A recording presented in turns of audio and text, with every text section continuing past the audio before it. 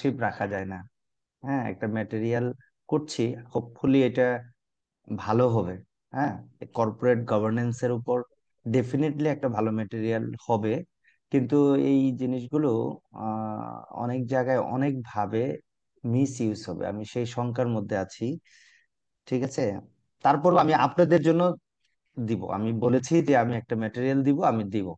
সেই প্রাইভেসিটা, সেই কপিরাইটটা আপনারা যদি একটু মেনটেন করেন, সেটা আমার জন্য একটু ভালো। ঠিক আছে, ইনশাল্লাহ অবশ্যই স্যার, স্যার, অবশ্যই ইনশাল্লাহ স্যার, আমরা চেষ্টা আমরা করবো, এটা ইনশাল্লাহ প্রাইভেসি আমরা মেনটেন করবো অবশ্যই ক্লাসে। করবো। মেনটেন করার চেষ্টা করবো ইনশাল্লাহ। তো আমরা শুরু করে দিই, বেশি সময় নেই, কারণ আমরা ফার্স্ট চ্যাপ্টারে আছি, আবার হচ্ছে একটু নামাজের আগে একটু ছাড়তে হবে।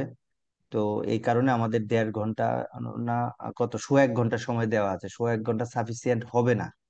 সো আমরা শুরু করে দিই। হ্যাঁ, মোটামুটি জয়েন করেছে 86, কম জয়েন করেছে। হ্যাঁ, লাস্ট ক্লাসগুলোতে আমাদের আরেকটা ক্লাস ছিল, ওখান থেকে সবাই আউট হয়ে অ্যাটেন্ড আস্তে করেছে। আস্তে একটু লেট হয়ে গেছে স্যার, এর ও জন্য। আচ্ছা, আচ্ছা আচ্ছা আচ্ছা, ঠিক আছে, সবাই আসুক, আমি আস্তে আস্তে রেডি হয়ে নিই। স্যার, এটা কি কোচিং এর ক্লাস হচ্ছে না করেসপন্ডেন্সের, একটু বলবেন? এই বিষয়গুলো আসলে আমরা খুবই লিটল বিট জানি। হ্যাঁ, ক্লাস সেকশনে কেউ আছে এখানে? আইসিএমবি ক্লাস সেকশনে কেউ আছে? বা আপনারা কি জানেন ইনফরমেশন কোচিং এর ক্লাস না করেসপন্ডেন্স এর ক্লাস? Most probably correspondence. কেউ অনলাইনে আছেন সব এখানে ফ্রেন্ডস? করেসপন্ডেন্সেরই ক্লাস হয়, আর প্র্যাকটিক্যাল আচ্ছা হয় হচ্ছে রেগুলার দ্বারা। আচ্ছা আচ্ছা, হ্যাঁ হ্যাঁ আপু, এটা হচ্ছে তাহলে কারেসপন্ডেন্স ক্লাস হচ্ছে, ইনফরমেশনটা পেয়েছেন?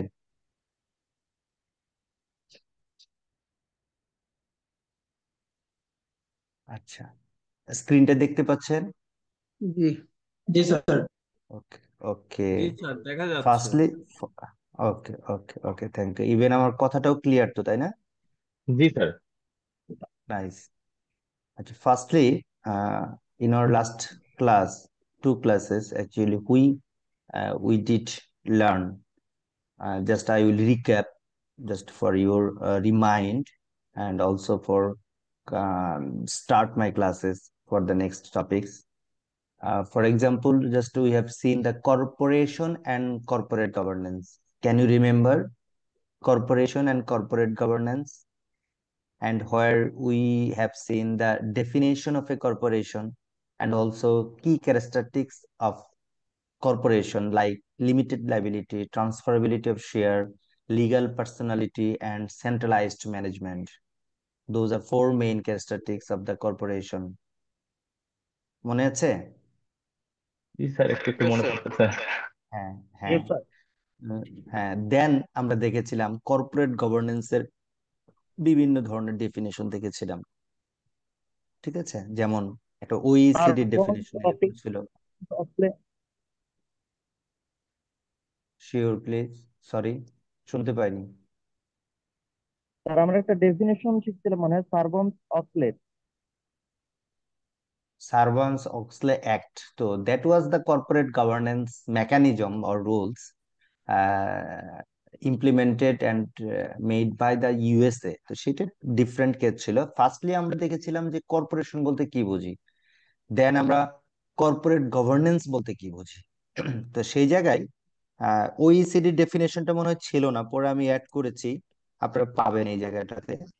আমি যদি একটু যাই সেই জায়গাটাতে, এই জায়গাটায় কর্পোরেট গভর্নেন্স এর আমি এই এই জিনিসগুলো দেখিয়েছিলাম। Corporate governance refers a system of rules, practice and process, 3টা জিনিস আমি বলেছিলাম। হ্যাঁ, then then for more understanding I have added more definitions like OECD, Organization for Economic Cooperation and Development. They have defined the corporate governance as about the procedure and the process according to which organization is directed and controlled. Procedure and the process, just 2 things they have highlighted, and under which an organization is directed and controlled. Then another definition, corporate governance structure specify the distribution of rights and responsibility among the different participants, that means parties in organization. Who are the parties? Parties were board, that means board of director. Parties were manager, that means managing director. Parties were shareholder, that means owner of the organization. Parties were stakeholder, that means who are affected by the organization, that they are called the stakeholders, and lays down the rules and procedure for decision making. That means distribution of the rights and responsibilities. That means corporate governance ensures the interest of all the stakeholders like board, manager, and the shareholders. And another definition, corporate governance is about the activities of the board, activities of the board, and its relationship with the shareholder. Its relationship with the shareholder means the relationship between board and the shareholder.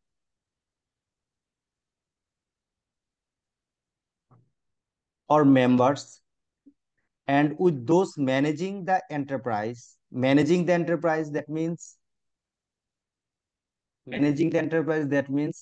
the management of the enterprise. That means corporate governance indicates the activities of the board, is all about the activities of the board and its relationship with the shareholder or members, and with those managing the enterprise. Managing the enterprise means the management of the enterprise, as well as with external auditor. আরো হচ্ছে কাদের সাথে relationship maintain করে দেবে? Auditor. With external auditors. External auditors. Who are the external auditors? That means statutory auditors. Regulators. Who are the regulators? Regulators may be the government, and other legitimate stakeholders. So actually, corporate governance, first of all,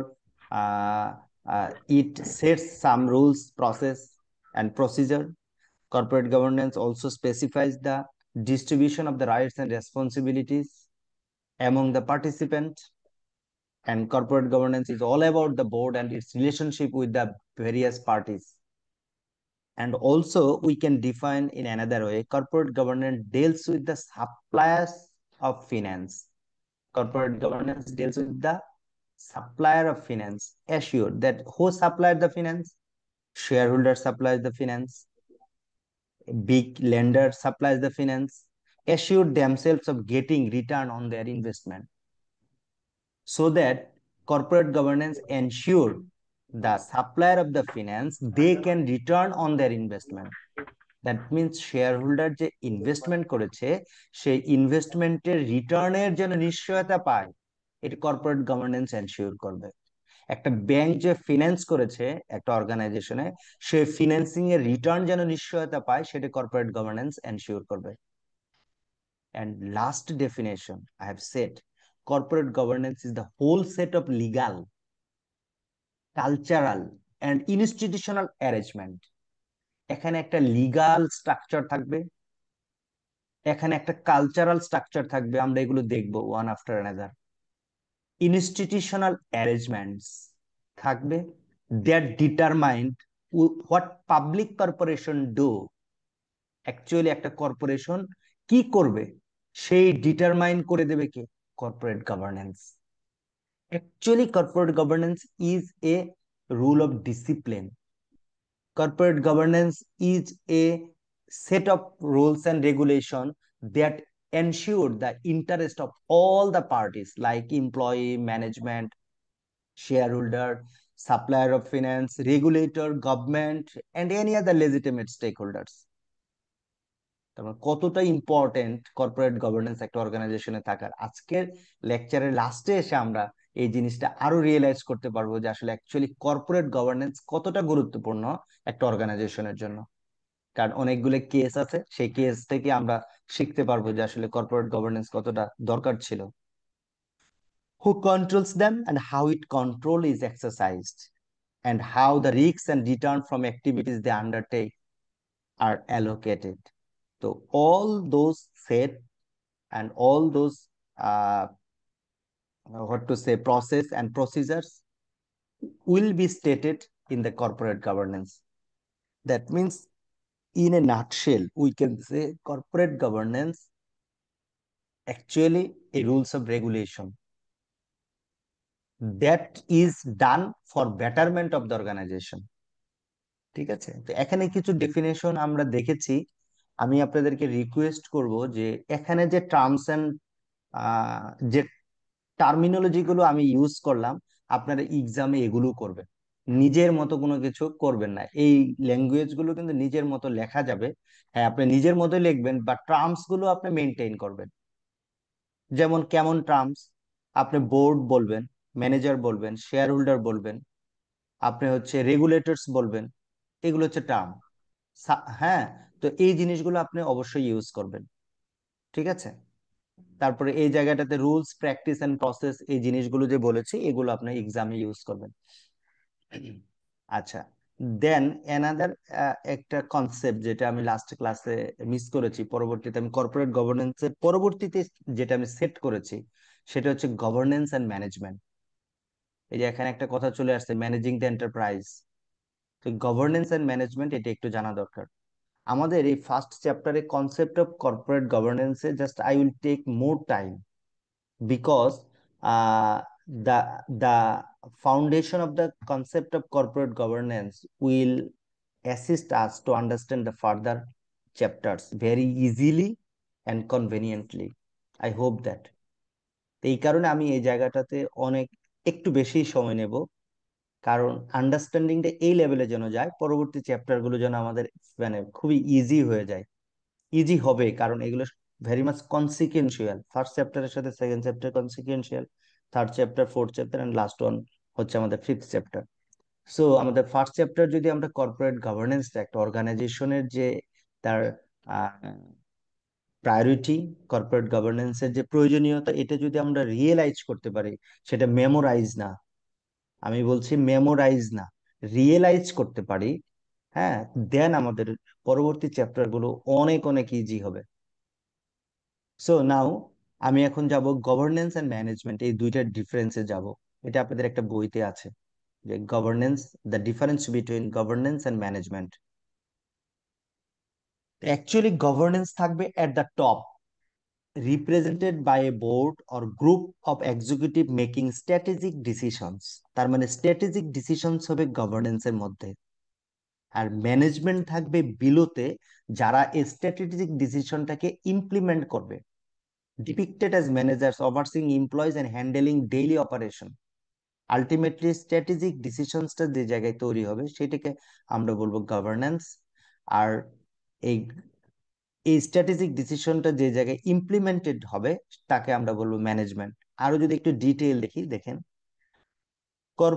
governance involve setting overall direction, policy and objectives of an organization.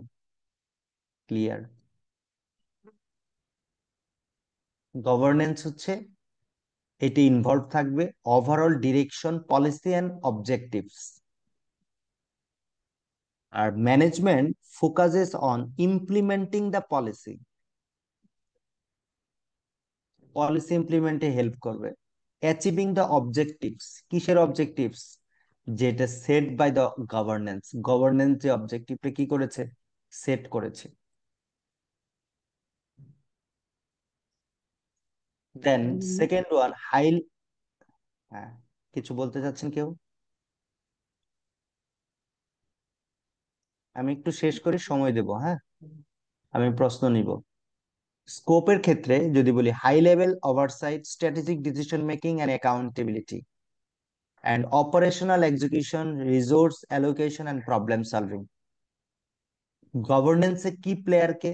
That means এই অর্গানাইজেশনের objectives, policy and direction who will set?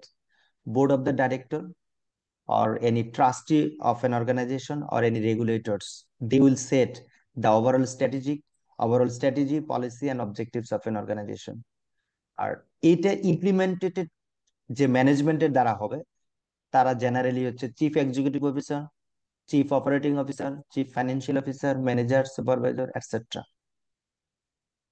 Governance will focus on long term vision, risk management and regulatory compliance.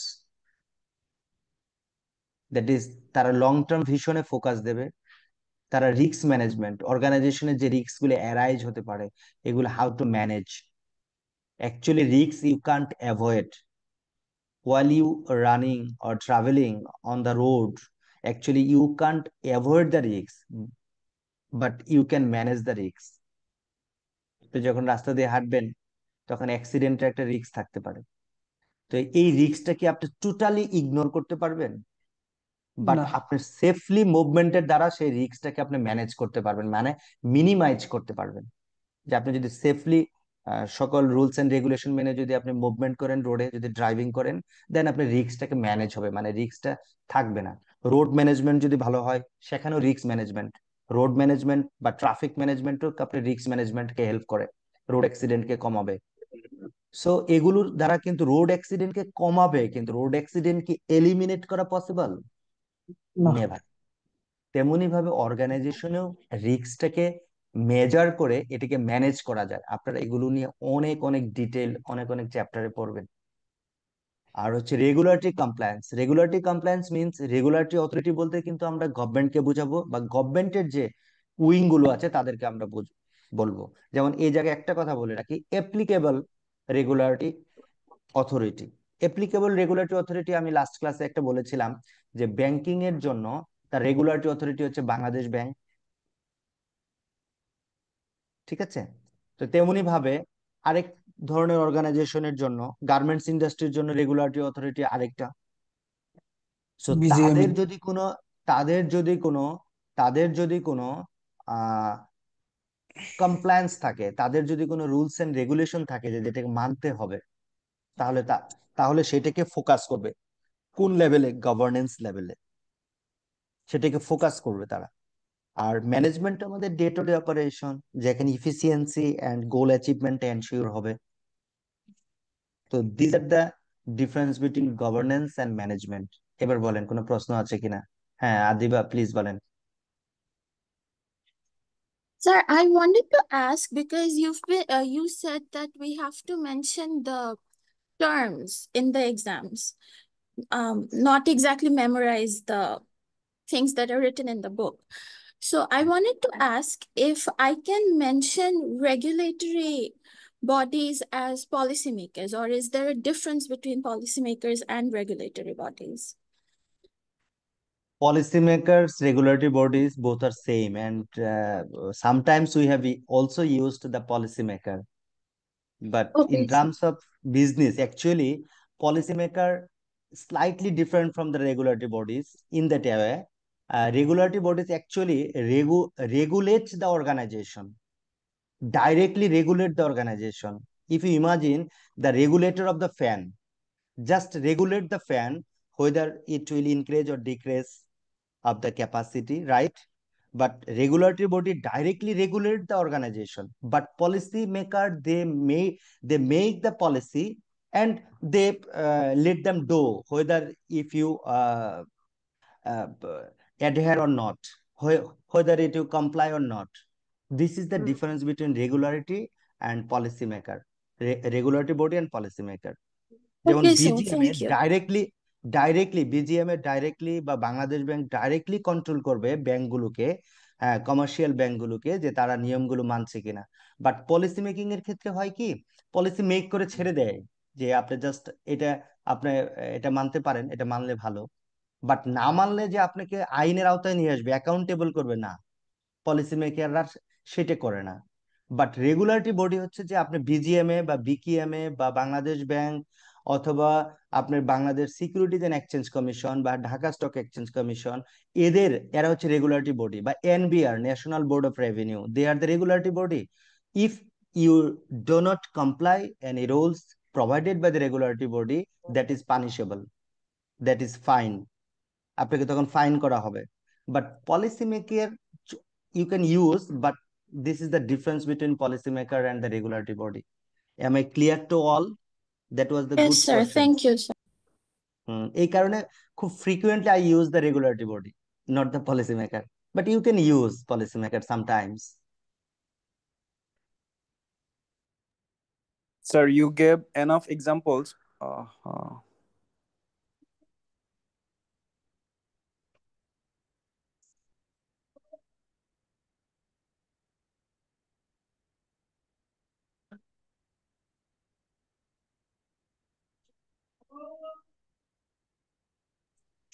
Sorry আমি Sir, একটু mute just to করেছিলাম। ask one question. G, please. You gave enough examples on regulatory bodies. Can you please give a few on policymakers who just implement policies and not taking follow up of it, whether the respective organizations adhere to that policy or not? Policy maker basically sometimes a particular ministry may set a body to request them to make a policy for our banking industry.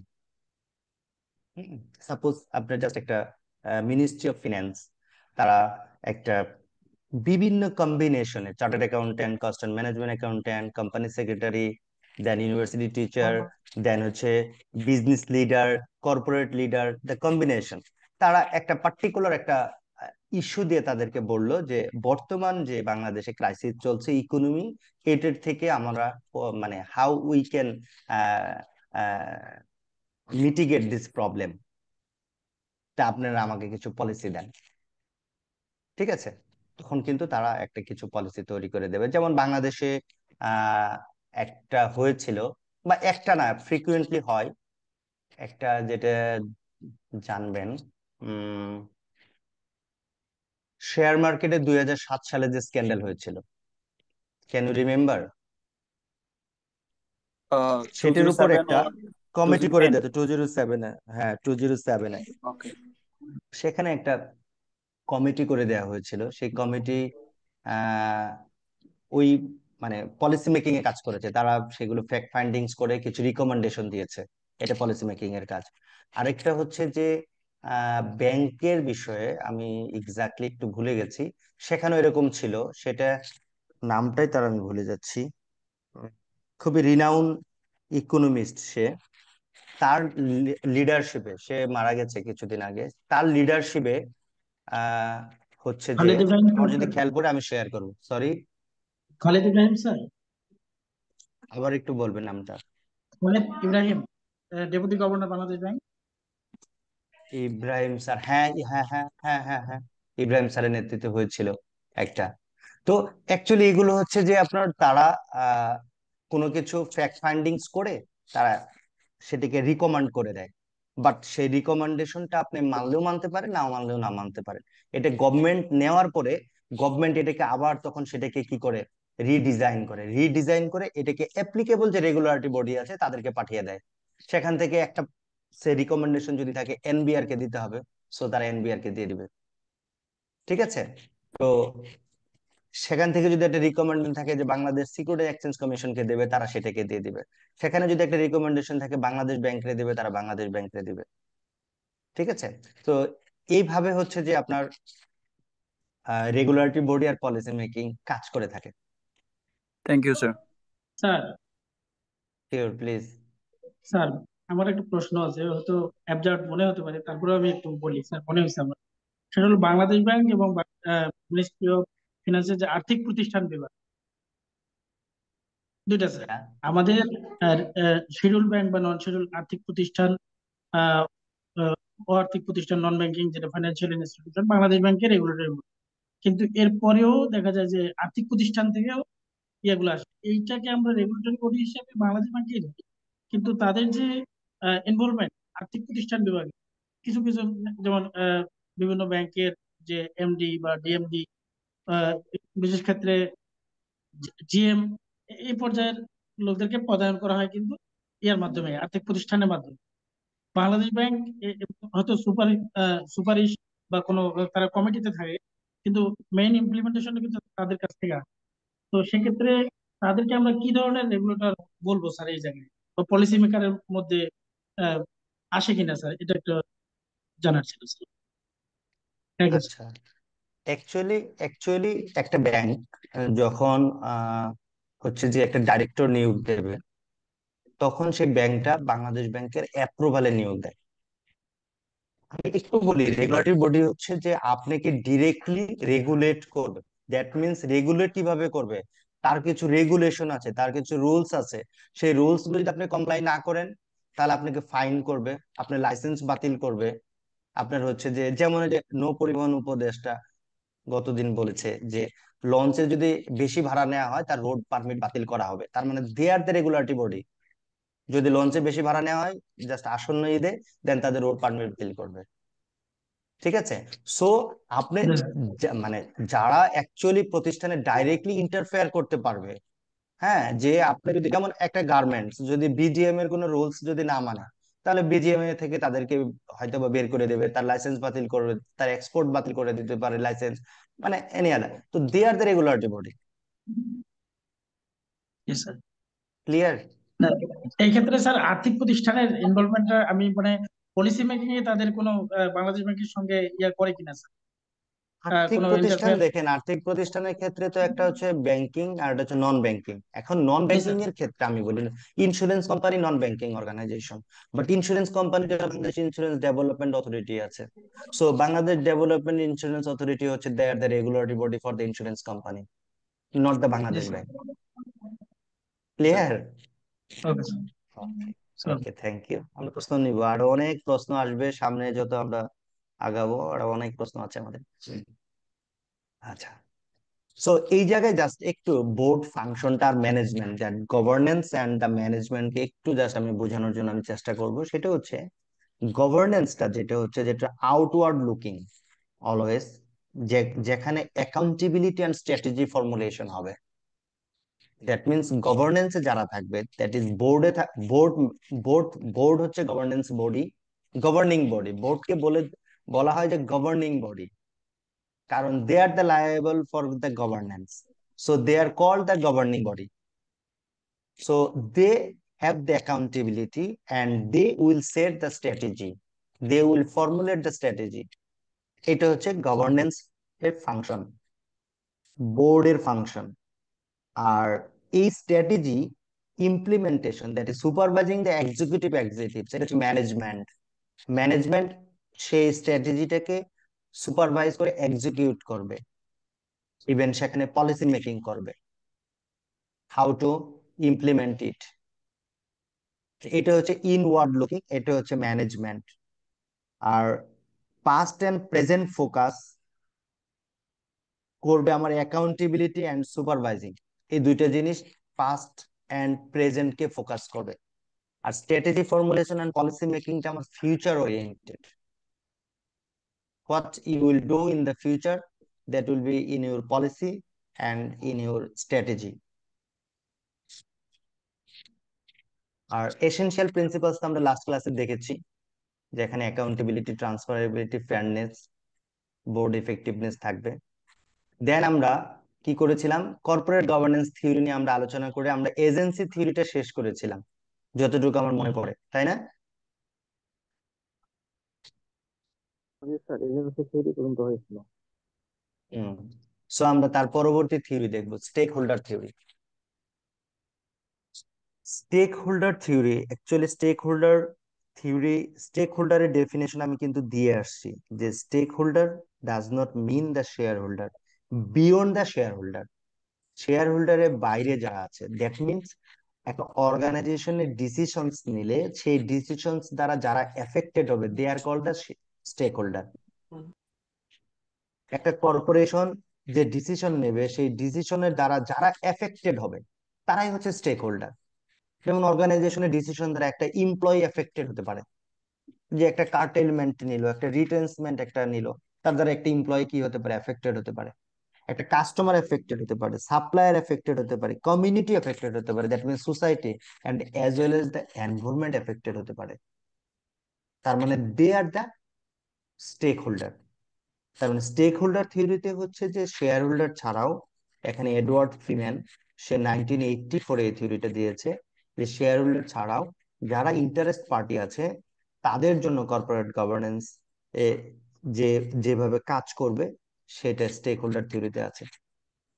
আচ্ছা, basically আমি যদি একটু সংক্ষেপে চলে যাই, encourages corporate social responsibility and ethical business making for long term sustainability. এর একটা বড় ক্রিটিসিজম হচ্ছে difficult to balance diverse stakeholder interest and measure effectiveness. দেখেন, এই যে একটা ডাইভার্স স্টেক হোল্ডার হচ্ছে কি, এমপ্লয়ি, কাস্টমার, সাপ্লায়ার, এদের সবার ইন্টারেস্টকে প্রটেক্ট করা, it's so much difficult. Stakeholder theory তাই বলছে। এজেন্সি থিওরি আমাদের কি বলেছে? এজেন্সি থিওরি বলেছে যে agency theory deal with to keep the interest of the shareholder, right? That means how to increase the share price, how to maximize the wealth of the organization. Stakeholder theory dictate us, but stakeholder theory, sorry, agency theory, previous on the agency theory, but stakeholder theory does not deal only the shareholder interest, but also beyond the shareholder. What the beyond the shareholder? Customers, employees, supplier, investor, community, government, and the environment. আমাকে কেউ কি বলতে পারেন যে কাস্টমারের ইন্টারেস্টটা কিভাবে দেখতে পারে? কাস্টমার ইন্টারেস্ট কিভাবে দেখতে পারে? কর্পোরেট গভর্নেন্স কাস্টমার ইন্টারেস্ট কিভাবে প্রোটেক্ট করতে পারে? আমার serving good কর্পোরেট qualities গভর্নেন্সটা কেন? products. to fulfill the exactly, customer specification, customers demand, quality products, তাই না, reasonable pricing and overall customer promising. আপনি কাস্টমারকে যে প্রমিস করেছেন সেই প্রমিস মেইনটেইন, ঠিক আছে? আচ্ছা, তো এর বড় যে চ্যালেঞ্জটা সেটা হচ্ছে এই যে যে একটা large number of stakeholder, তাদের সবার ইন্টারেস্টকে ব্যালেন্স করা ইটস সো ডিফিকাল্ট। এটা হচ্ছে ডাইভার্স স্টেক হোল্ডার ইন্টারেস্ট, এটাকে ব্যালেন্স করা একটু ডিফিকাল্ট। আচ্ছা, একটা এক্সাম্পল দেই। A factory choosing eco friendly materials might cost more initially. আপনি যদি ইকো ফ্রেন্ডলি ম্যাটেরিয়াল ইউজ করেন, দে মাইট কস্ট মোর ইনিশিয়ালি। তো যদি কস্ট ইনিশিয়ালি বেশি হয়, what will effect in your organization? Short term loss for the investor Bottom line. বা প্রফিটাবিলিটিকে কি করতে পারে? কমিয়ে দিতে পারে। বাট প্রোটেক্ট দ্য এনভায়রনমেন্ট, কিন্তু এনভায়রনমেন্টকে কি করবে? প্রোটেক্ট করবে। Benefits the local community and attracts the customer who prefer sustainable product, ultimately benefiting everyone involving long term. Am I clear? This is the ultimate goal of the corporate governance. Ultimately benefiting everyone involving long term. এটি হচ্ছে corporate গভর্নেন্সের গোল, যে long টার্মে everyone কিভাবে benefited হতে পারে। তুমি এমন ভাবে বিজনেস করো লং টার্মে যেন সবাই বেনিফিটেড হয়, all stakeholders, not only the shareholder. আমার এজেন্সি থিওরি বলছে শুধুমাত্র শেয়ার হোল্ডারের ইন্টারেস্টকে প্রোটেক্ট করার জন্য, but stakeholder theory beyond the shareholder. Am I clear? এই যে জিস্ট কথাগুলো, এগুলো কিন্তু পরীক্ষায় এর আগেও আসছে, আমি দেখেছি। এই জিস্ট কথাগুলো আপনার পরীক্ষায় দিয়ে আসবেন। আচ্ছা, তারপরে হচ্ছে স্টিওয়ারশিপ থিওরি। স্টিওয়ারশিপ থিওরি এটাকে বলা যায় ওয়ান কাইন্ড অফ মানে ম্যানেজমেন্ট থিওরি। এটা ডোনাল্ডসন এন্ড ডেভিস 1991 এ দিয়েছে, খুব বেশি দিন আগে না। কর্পোরেট গভর্নেন্স এর ইনসেপশন মানে এটা রিসেন্টলি বলা চলে, ঠিক আছে? 19th সেঞ্চুরিতেই এটা জাস্ট শুরুটা হয়েছিল। তো এই স্টিওয়ারশিপ থিওরি হচ্ছে managers act stewards prioritising the organisation success rather than personal gain. আমরা এজেন্সি থিওরিতে কি দেখেছি? এজেন্সি থিওরিতে দেখেছিলাম যে managers act for their own interest instead of share holder interest. আর আপনার স্টেক হোল্ডার থিওরিতে আমরা দেখলাম যে শেয়ার হোল্ডার্স এর ইন্টারেস্ট ছাড়াও, শেয়ার হোল্ডার ইন্টারেস্ট তো দেখবেই, তাছাড়াও অন্যান্য যে ইন্টারেস্টেড পার্টি আছে তাদের ইন্টারেস্টটাও দেখবে স্টেক হোল্ডার থিওরিতে। আর স্টিওয়ারশিপ থিওরিতে হচ্ছে এখানে ম্যানেজাররা এমন ভাবে কাজ করবে সবার ইন্টারেস্ট দেখবে, তাদেরকে বলতে হবে না, তারা শুধুমাত্র তাদের পার্সোনাল ইন্টারেস্ট দেখবে না। Stewardship theory is a concept in business that suggests managers and executives, key term, act as responsible steward, caretaker of the company. তারাই কোম্পানি কেয়ারটেকার, তারাই টেক কেয়ার করবে কোম্পানিকে। তারা তাদের পার্সোনাল কাজে শুধু কোম্পানিকে টেক কেয়ার করবে না, বলেছে genuinely looking after the companies long term interest, genuinely look after the company's long term interest rather than just their personal gains. এটাই হচ্ছে মূল theme stewardship theory, just their personal interest. এটার চেয়ে কোম্পানির কি করবে, লং টার্ম ইন্টারেস্টকে তারা প্রায়োরিটি দেবে। Am I clear to all? Sir, তাহলে এজেন্সি থিওরি এবং স্টেক হোল্ডার থিওরির কম্বিনেশন মিলেই এটা স্টিওয়ার্ডশিপ থিওরি বলা যায় কি স্যার? মানে কম্বিনেশন বলতে ওটা মডিফিকেশন আছে, যেটা আগেরটাতে ইন্ডিভিজুয়ালি এজেন্সি থিওরিতে শুধুমাত্র শেয়ার হোল্ডারদের ইন্টারেস্ট, আর স্টেক হোল্ডারদের ক্ষেত্রে শেয়ার হোল্ডার ছাড়াও, আর স্টিওয়ার্ডশিপের মধ্যে শেয়ার হোল্ডার ছাড়া এবং তাদের ব্যক্তিগত, তো সবকিছু মিলেই এই থিওরি। এই জন্য আমি বলছিলাম স্যার যে এটা কি মানে দুইটারই মডিফিকেশন হয়ে এই থিওরিটা হয়েছে কিনা স্যার। এইটা এই মানে এই এজেন্সি থিওরির মানে পরবর্তী যতগুলো থিওরি হয়েছে এজেন্সি থিওরিকে বেসিস করে হয়েছে। আমি বলবো স্টিয়ারশিপ থিওরি এজেন্সি থিওরিকে করেছে। এজেন্সি থিওরিতে বলছে যে শেয়ার হোল্ডারের ইন্টারেস্টকে প্রোটেক্ট করতে হবে।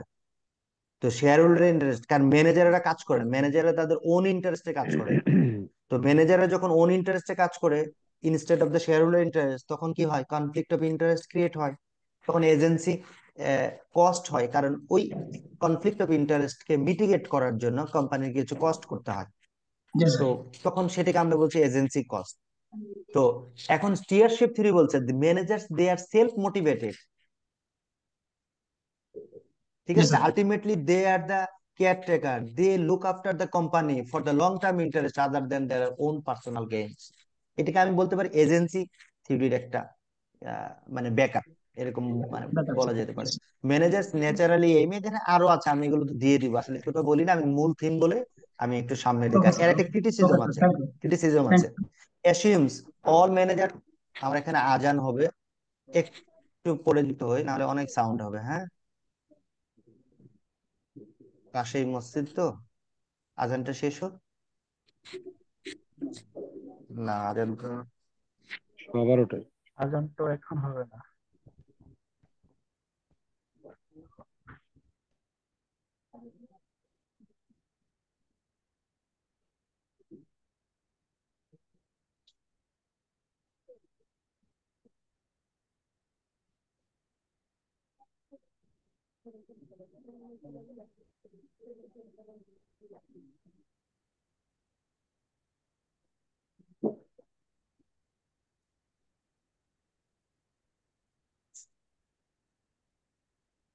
সরি, আজান হবে না, দে আর টেস্টিং দেয়ার মাইক। আচ্ছা, তো যেটা বলছিলাম যে assumes all managers are ethical and ignores the possibility of managerial misconduct। দেখেন এই জায়গায় যেটা বলা হয়েছে যে ম্যানেজাররা সেলফ মোটিভেটেড কাজ করবে, ultimately they look after the company for long term interest. এটা কিন্তু অ্যাসিউম করানো হয়েছে যে অল ম্যানেজার্স আর এথিক্যাল, কিন্তু অল ম্যানেজার্স আর এথিক্যাল হওয়াটা তো ডিফিকাল্ট। সবাই কোম্পানির ইন্টারেস্টে কাজ করবে না, ঠিক আছে, সো এটা ডিফিকাল্ট।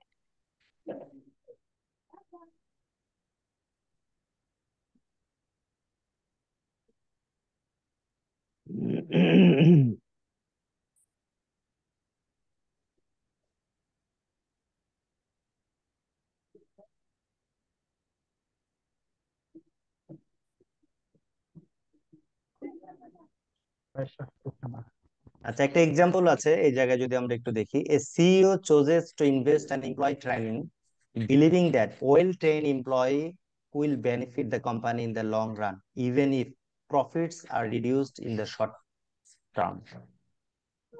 ঠিক আছে, যদি এমপ্লয়ীদেরকে আমরা ট্রেন আপ করতে পারি তাহলে আমাদের শর্ট টার্মে প্রফিট কম হলেও, কারণ একটা ট্রেনিং কস্ট হবে, কিন্তু লং রানে আমরা সেই বেনিফিটটা পেতে পারি, কারণ তারা কোম্পানির ইন্টারেস্টে তারা মোটিভেটেড হয়ে কোম্পানির পারপাসে লং টার্ম বেনিফিটের জন্য দে উইল ওয়ার্ক। আচ্ছা, তো ফোর্থ হচ্ছে resource dependence theory. Resource dependence theory এটাও দুইজন দিয়েছে 1978-এ। This theory suggests that organizations depend on external resources to survive।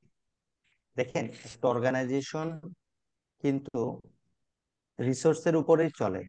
এখানে বলছে this theory suggest that organization depend on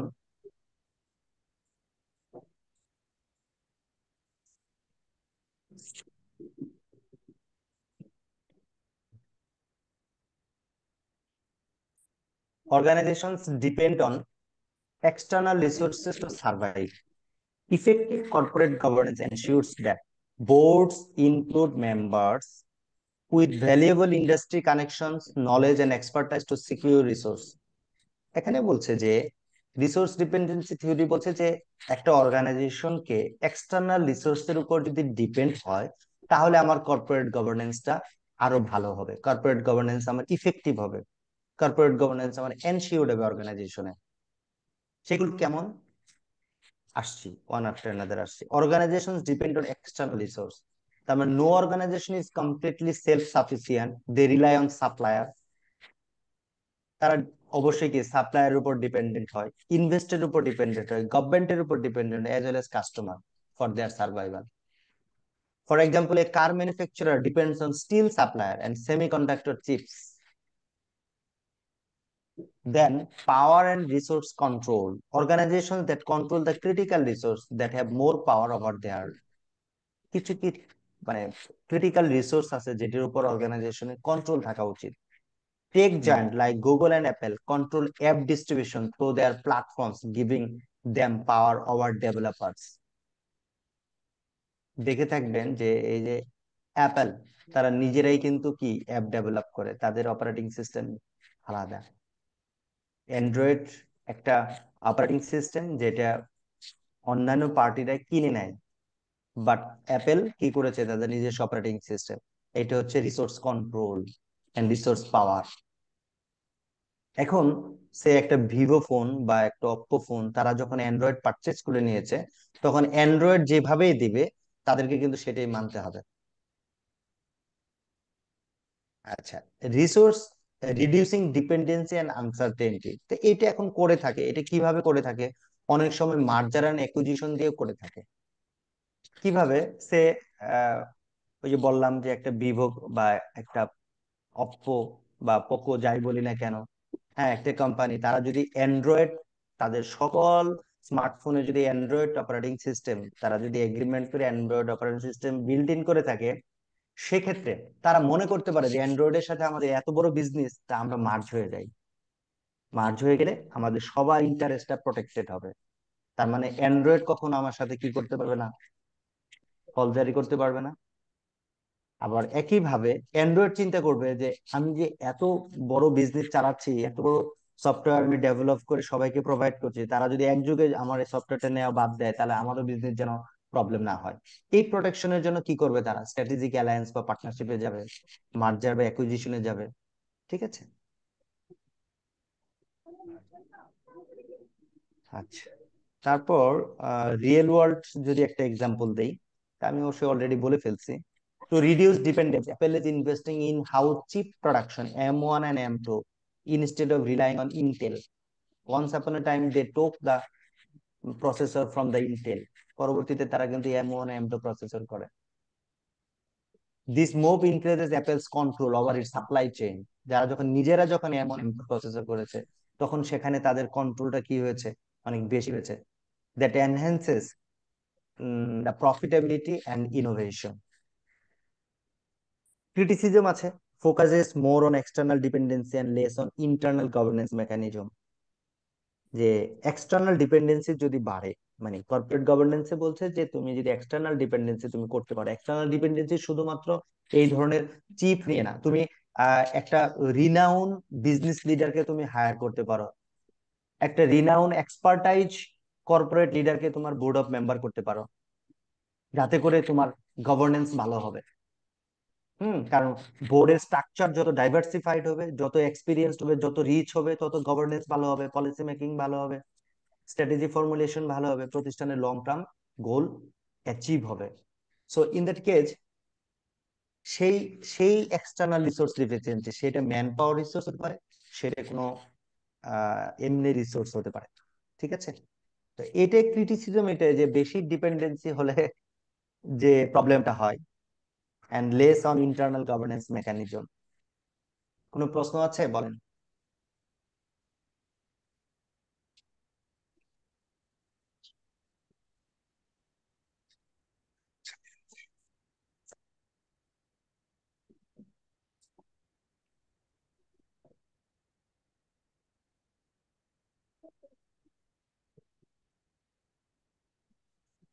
আচ্ছা, স্যার যদি প্রশ্ন না থাকে ফ্যাক্ট দেন আমি ফাইন্ডিংস মুভ করব। ক্রিটিসিজম কি সেম?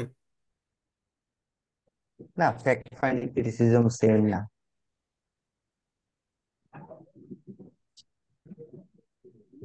আচ্ছা, এখানে ট্রানজেকশন কস্ট থিওরি, এটাও দুইজন স্কলার দিয়েছে। This theory explains corporate governance in terms of minimising transaction cost. তার মানে কর্পোরেট গভর্নেন্স এমন ভাবে করতে হবে যেন আমাদের ট্রানজেকশন কস্ট মিনিমাইজ হয়। ঠিক আছে, নেগোসিয়েশন, কন্ট্রাক্টিং এন্ড মনিটরিং, এটার দ্বারাই এই ট্রানজেকশন কস্ট মিনিমাইজ করা যাবে। যেমন কিভাবে, এটা একটু ইয়ের সাথে, এই এক্সটার্নাল রিসোর্স ডিপেন্ডেন্সির সাথে মিল আছে। যেমন মিনিমাইজিং ট্রানজেকশন কস্ট কিভাবে হবে, যে সাপোজ একটা প্রোডাক্ট ইম্পোর্ট করা হয় চায়না থেকে, তো চায়নাতে যখন অর্ডার করা হচ্ছে একটা অর্ডারিং কস্ট হচ্ছে, তো ওই প্রোডাক্টটা যদি ইন্টারনালি ম্যানুফ্যাকচার করা যায় তাহলে অর্ডারিং কস্টটা সেভ হবে, দ্যাট মিনস এটা ট্রানজেকশন কস্ট সেভ হবে। Transaction cost theory explains why companies exist and how they choose between doing activities themselves or buying from the external resource. Doing activities themselves or buying from external resource. It focuses on reducing costs that come from making economic transactions. Every business transactions comes with certain cost called transaction cost. Suggest that firms develop corporate structure to reduce an inefficiency in the decision making and operation. I mean, corporate governance এমন ভাবে করতে হবে যেন আমার inefficiency কি হয়, reduce হয়, যার ফলে আমার কস্ট কম হবে। আর ক্রিটিসিজম হচ্ছে does not address ethical concern আর ব্রডার স্টেক হোল্ডার ইস্যু। এখানে কস্টকে কমানোর কথা বলা হয়েছে, কিভাবে কস্ট কমাবেন তা বলা হয়নি। আপনি কিভাবে কস্ট কমাবেন তা বলা হয়নি, এটা হচ্ছে ইথিক্যাল কনসার্ন। আপনি ইথিক্যালি কস্ট কমাবেন নাকি আনইথিক্যালি কস্ট কমাবেন, হ্যাঁ, এটা কিন্তু বলা হয় না, কিন্তু একটা ক্রিটিসিজম।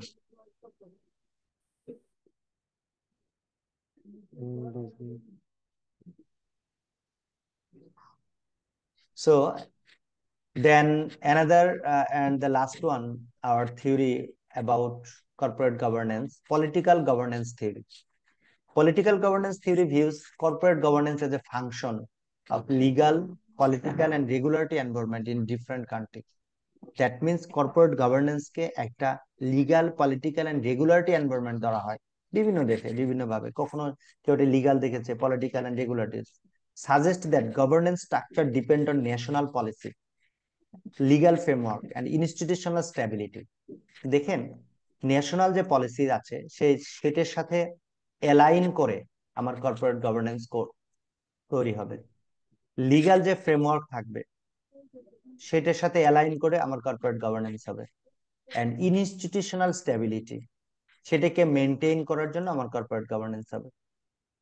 আর একটা ক্রিটিসিজম হচ্ছে too broad and dependent on external factor that companies may not control.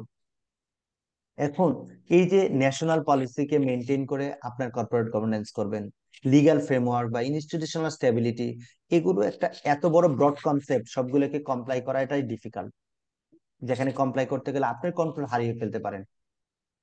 কারণ দেখবেন যে প্রাইভেট অর্গানাইজেশন সাধারণত কিন্তু গভর্নমেন্ট কন্ট্রোল নাই, কিন্তু গভর্নমেন্টের কন্ট্রোল নাই বললে ভুল হবে। প্রাইভেট অর্গানাইজেশন ইনসেপশন থেকে শুরু করে এর উইন্ডিং আপ টোটালি কিন্তু গভর্নমেন্টের কন্ট্রোল আছে। তো গভর্নমেন্ট যত বেশি আইন কানুন দেবে তত কিন্তু ওই অর্গানাইজেশন তাদের কন্ট্রোল হারাবে। Companies may not control. বুঝাতে পারলাম? এই কারণে দেখবেন বিজনেসম্যানরা কিন্তু ফেড আপ হয়ে যায় গভর্নমেন্টের উপর, কারণ গভর্নমেন্ট নতুন নতুন রুলস এন্ড রেগুলেশন দেয়, সেটাকে কমপ্লাই করতে বলে, আর সেটা কমপ্লাই করলে তাদের কন্ট্রোলটা হারাবে। এইটা হচ্ছে এই পলিটিক্যাল গভর্নেন্স থিওরির একটা বড় ক্রিটিসিজম। কোনো প্রশ্ন আছে? আচ্ছা, কিছু আসছে। What is the chapter name of today's class? Ibrahim Hussain, please mute yourself. Limitation, criticism means limitation. Saifuddin ভাই বলেছে what is the chapter name of the today's class. আমরা ইন্ট্রোডাক্টরি চ্যাপ্টারে আছি স্যার, কোথায় পাওয়া যাবে, কি কোথায় পাওয়া যাবে বুঝতে পারিনি। Can anyone share the group link from where we can get updated class related information? Group link and update class information তো আপনাদের যে ক্লাস সেকশন আছে আইসিএমবি সেখান থেকে পেয়ে যাবেন। ইভেন তারা তো আমি মনে করি ওয়েল কমিউনিকেশন করে, আপনাকে মেইল দেবে, আপনাকে মেসেজ দেবে, আপনাদের গ্রুপে অ্যাড করেছে, সেই গ্রুপে আপনাদেরকে ইনফরমেশন দেবে, সেটা পেয়ে যাবেন। রিয়াদুল ইসলাম, শোয়েব আসসালামু আলাইকুম everyone, today this is my first class. হ্যাঁ, এখানে এগুলো লেখার দরকার নাই যে আজকে আপনার ফার্স্ট ক্লাস। আপনার আজকে ফার্স্ট ক্লাস, এটা আপনার প্রবলেম আমি মনে করি। আপনি কেন আজকে ফার্স্ট ক্লাস হবে? আজকে আমাদের third class. How and where can I receive the lecture sheet? Lecture sheet আমি এখনো দেইনি। লেকচার শিট ইম্পর্টেন্ট না, আমি ওইভাবেই আপনাদেরকে গ্রো আপ করতে চাচ্ছি। সেলফ রিলায়েন্ট হতে হবে। প্রফেশনাল ডিগ্রি নিতে গেলে আপনাকে সেলফ ডিপেন্ডেন্ট হতে হবে, সেলফ কন্ট্রোল থাকতে হবে, সেলফ রিলায়েন্ট হতে হবে। কারোর উপর ডিপেন্ড করে লেকচার শিট এগুলো আপনার একাডেমিক পড়ালেখা হয়, এগুলো প্রফেশনাল হয় না। আপনি যেদিন থেকে শিখবেন যে আমি how to organise myself to pass the ICMB, then you must qualify. ঠিক আছে? সো আমরা হেল্প করব, আমরা অ্যাসিস্ট করব আপনাকে টু বি সেলফ রিলায়েন্ট। আমি সব রেডি করে আপনাকে দিব, আপনি প্রফেশনাল হতে পারবেন না। আপনাকে রেডির জন্য প্রিপেয়ার থাকতে হবে। ওই জায়গাতে আইসিএমবি আমরা যারা আছি অ্যাসিস্ট করব। আমি কি বুঝাতে পারছি? Yes sir. Thank you. আচ্ছা, এখন আমরা আমি একটু জাস্ট চোখ বুলিয়ে যাব ডেভেলপমেন্ট অফ কর্পোরেট গভর্নেন্স। এটা কিভাবে ডেভেলপমেন্ট হয়েছে, এটা আসলে কেন দরকার, আমরা কিন্তু ওই জায়গাটাতে আছি। এর ডেভেলপমেন্টটা কেন হয়েছে, কোন কোন প্রেক্ষিতে হয়েছে। ফার্স্ট 1616 ইয়ারে east India company and other colonial corporation established rudimentary, that means basic corporate structure to manage their operation. 1800 যখন ইন্ডাস্ট্রিয়াল রেভলিউশন হয়, তখনই এই অনারশিপ আর কন্ট্রোলটা সেপারেশন হয়ে যায়। আগে সবগুলো একসাথে ছিল 1600 সালে, কিন্তু যখন ইন্ডাস্ট্রিয়াল রেভলিউশন হয় তখন থেকে শুরুটা হয় যে separation of the ownership and the control. That means মালিক আর কন্ট্রোল, মানে ওনারশিপ অ্যান্ড দ্য কন্ট্রোল, এই দুইটার সেপারেশনটা making governance concern more critical, যেখানে গভর্নেন্স কনসার্নটাকে ক্রিটিক্যাল হিসেবে দেখা হয়েছিল। 20th সেঞ্চুরিতে কি হয়েছে? 20th সেঞ্চুরিতে এসে আমাদের growing power of the corporate manager over disperse share holder. Actually আমাদের শেয়ার হোল্ডার কিন্তু ডিসপার্সড। যদি বাংলাদেশে একটা কোম্পানির শেয়ার হোল্ডারদের কথা চিন্তা করেন, কেউ আছে ঢাকায়, কেউ আছে বাংলাদেশের বাইরে, কেউ বাংলাদেশের ঢাকায় পঞ্চগড়, কেউ টেকনাফ। তার মানে they are disperse all over the Bangladesh share holder. But company হয়তো বা হেড অফিস একটাই বা সবকিছু অপারেট করে ঢাকাতেই, কিন্তু they are centralised. The concept of agency problem and executive monitoring became the central 1970 থেকে 1980-তে এই concept agency problem and executive monitoring became the central, এটা আসছে। আর 21st সেঞ্চুরিতে, আচ্ছা এখানে একটু দেখি, corporate governance reform expanded to include share holder interest. 1990 এর দিকে এই জিনিসটা দেখা হয়েছে যে share holder interest, ethical consideration and transparency, এগুলো কর্পোরেট গভর্নেন্সের মধ্যে রিফর্ম হওয়া উচিত, আসা উচিত। বেশি দিন আগে না, অল্প কিছুদিন আগে, মাত্র 30 বছর আগে। 21st সেঞ্চুরিতে কি? 21st সেঞ্চুরিতে হচ্ছে যে কিছু কিছু স্ক্যান্ডেল হয়েছে। এই স্ক্যান্ডেলের কারণে কর্পোরেট গভর্নেন্স আরো এসেনশিয়াল হয়েছে এই এনশিওর করা। যেমন 2002-তে সার্ভান্স-ওসলে অ্যাক্ট, যেটা আমরা দেখে আসছি, সেটা আসছিল 2001-এ, একটা স্ক্যান্ডেল হয়েছিল ইউএসএ তে, তার প্রেক্ষিতে এটা আসছে। সেটা এনরন, ওয়ার্ল্ডকম, এগুলো রিনাউন কিছু স্ক্যান্ডেল আছে, আমরা একটু দেখবো পরবর্তীতে। 2008-এ global financial crisis lead to stricter governance reforms worldwide. 2008-এ যে বিশ্বে যে একটা ফিনান্সিয়াল ক্রাইসিস যে একটা হয়েছিল, বিশ্ব মন্দা যেটাকে বলা হতো, তখন এই কর্পোরেট গভর্নেন্সকে আরো স্ট্রিক্টলি ফলো করতে বলা হয়েছে ওয়ার্ল্ড ওয়াইড, যে কর্পোরেট গভর্নেন্স মাস্ট থাকতে হবে। ঠিক আছে? 2008 সালে। তো তারই প্রেক্ষিতে বাংলাদেশ 2012 সালে ছোট্ট করে একটা কর্পোরেট গভর্নেন্স এর উপর একটা কোড তৈরি করে। তো সেটা সাফিসিয়েন্ট ছিল না। 2018 সালে মোটামুটি মানের একটা সাফিসিয়েন্ট লেভেলের একটা কর্পোরেট গভর্নেন্স কোড করেছে, সেটা আমরা দেখবো, পড়বো। আর বর্তমান ডেতে কর্পোরেট গভর্নেন্স কোথায় আছে? বর্তমান ডেতে কর্পোরেট গভর্নেন্স একটা জায়গায় আছে, সেটা হচ্ছে এনভায়রনমেন্ট, সোশ্যাল এন্ড গভর্নেন্স। এই তিনটাকে এমফাসাইজ দিয়েছে। এই তিনটা ফ্যাক্টর যদি তুমি মেনটেন করতে পারো, তাহলেই তোমার বিজনেস ইফেক্টিভ হবে, তার লং টার্ম সাস্টেনেবিলিটি বাড়বে। একটা হচ্ছে এনভায়রনমেন্টাল ইস্যু, সোশ্যাল ইস্যু, আর এটা হচ্ছে গভর্নেন্স। তার মানে শুধু গভর্নেন্স নাই, governance as well as social and environmental, এই তিনটা ফ্যাক্টর মিলেই হচ্ছে বর্তমানে কর্পোরেট গভর্নেন্স। ঠিক আছে, যেখানে বোর্ড ডাইভার্সিটি থাকবে, শেয়ার হোল্ডার অ্যাক্টিভিজম থাকবে, ডিজিটাল গভর্নেন্স থাকবে। তিনটা জিনিস খুবই ইম্পর্টেন্ট, এই তিনটা টার্ম ইউজ করবেন আপনারা: diversity in boards, share holder activism, আর একটা হচ্ছে ডিজিটাল গভর্নেন্স। এটা হচ্ছে বর্তমান যুগের কর্পোরেট গভর্নেন্স এনশিওর করতেছে।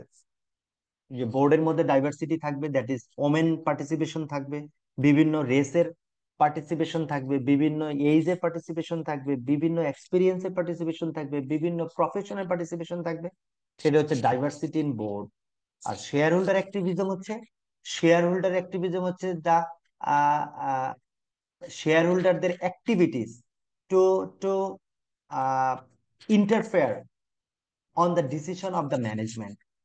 শেয়ার হোল্ডার অ্যাক্টিভিজমটা হচ্ছে শেয়ার হোল্ডারদের বিভিন্ন ধরনের অ্যাক্টিভিটি যেগুলো কোম্পানির ডিসিশন মেকিং এ এফেক্ট ফেলবে।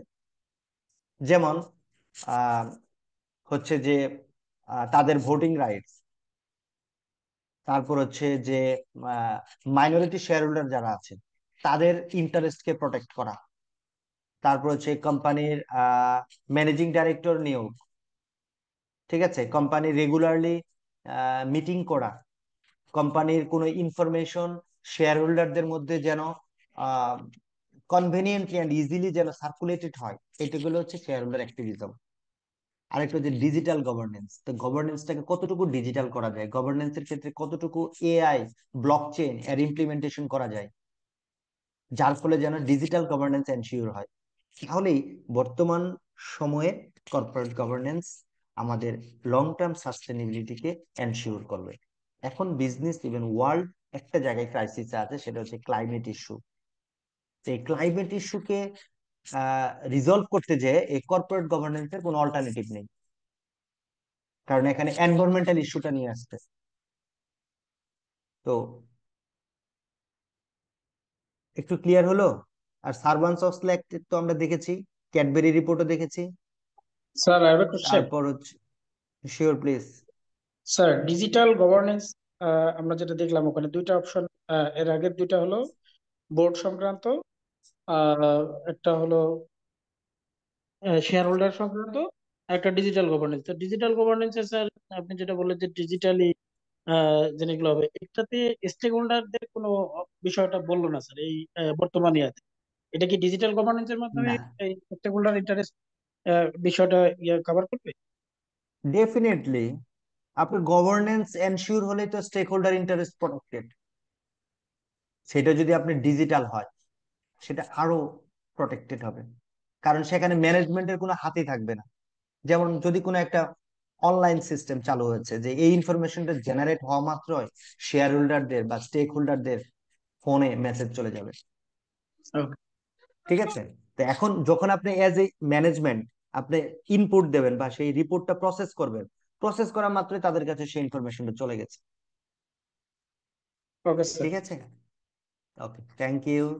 আমরা আমরা এই টার্নবুল রিপোর্টটা দেখি নাই, এটা একটু ছোট্ট করে দেখবো।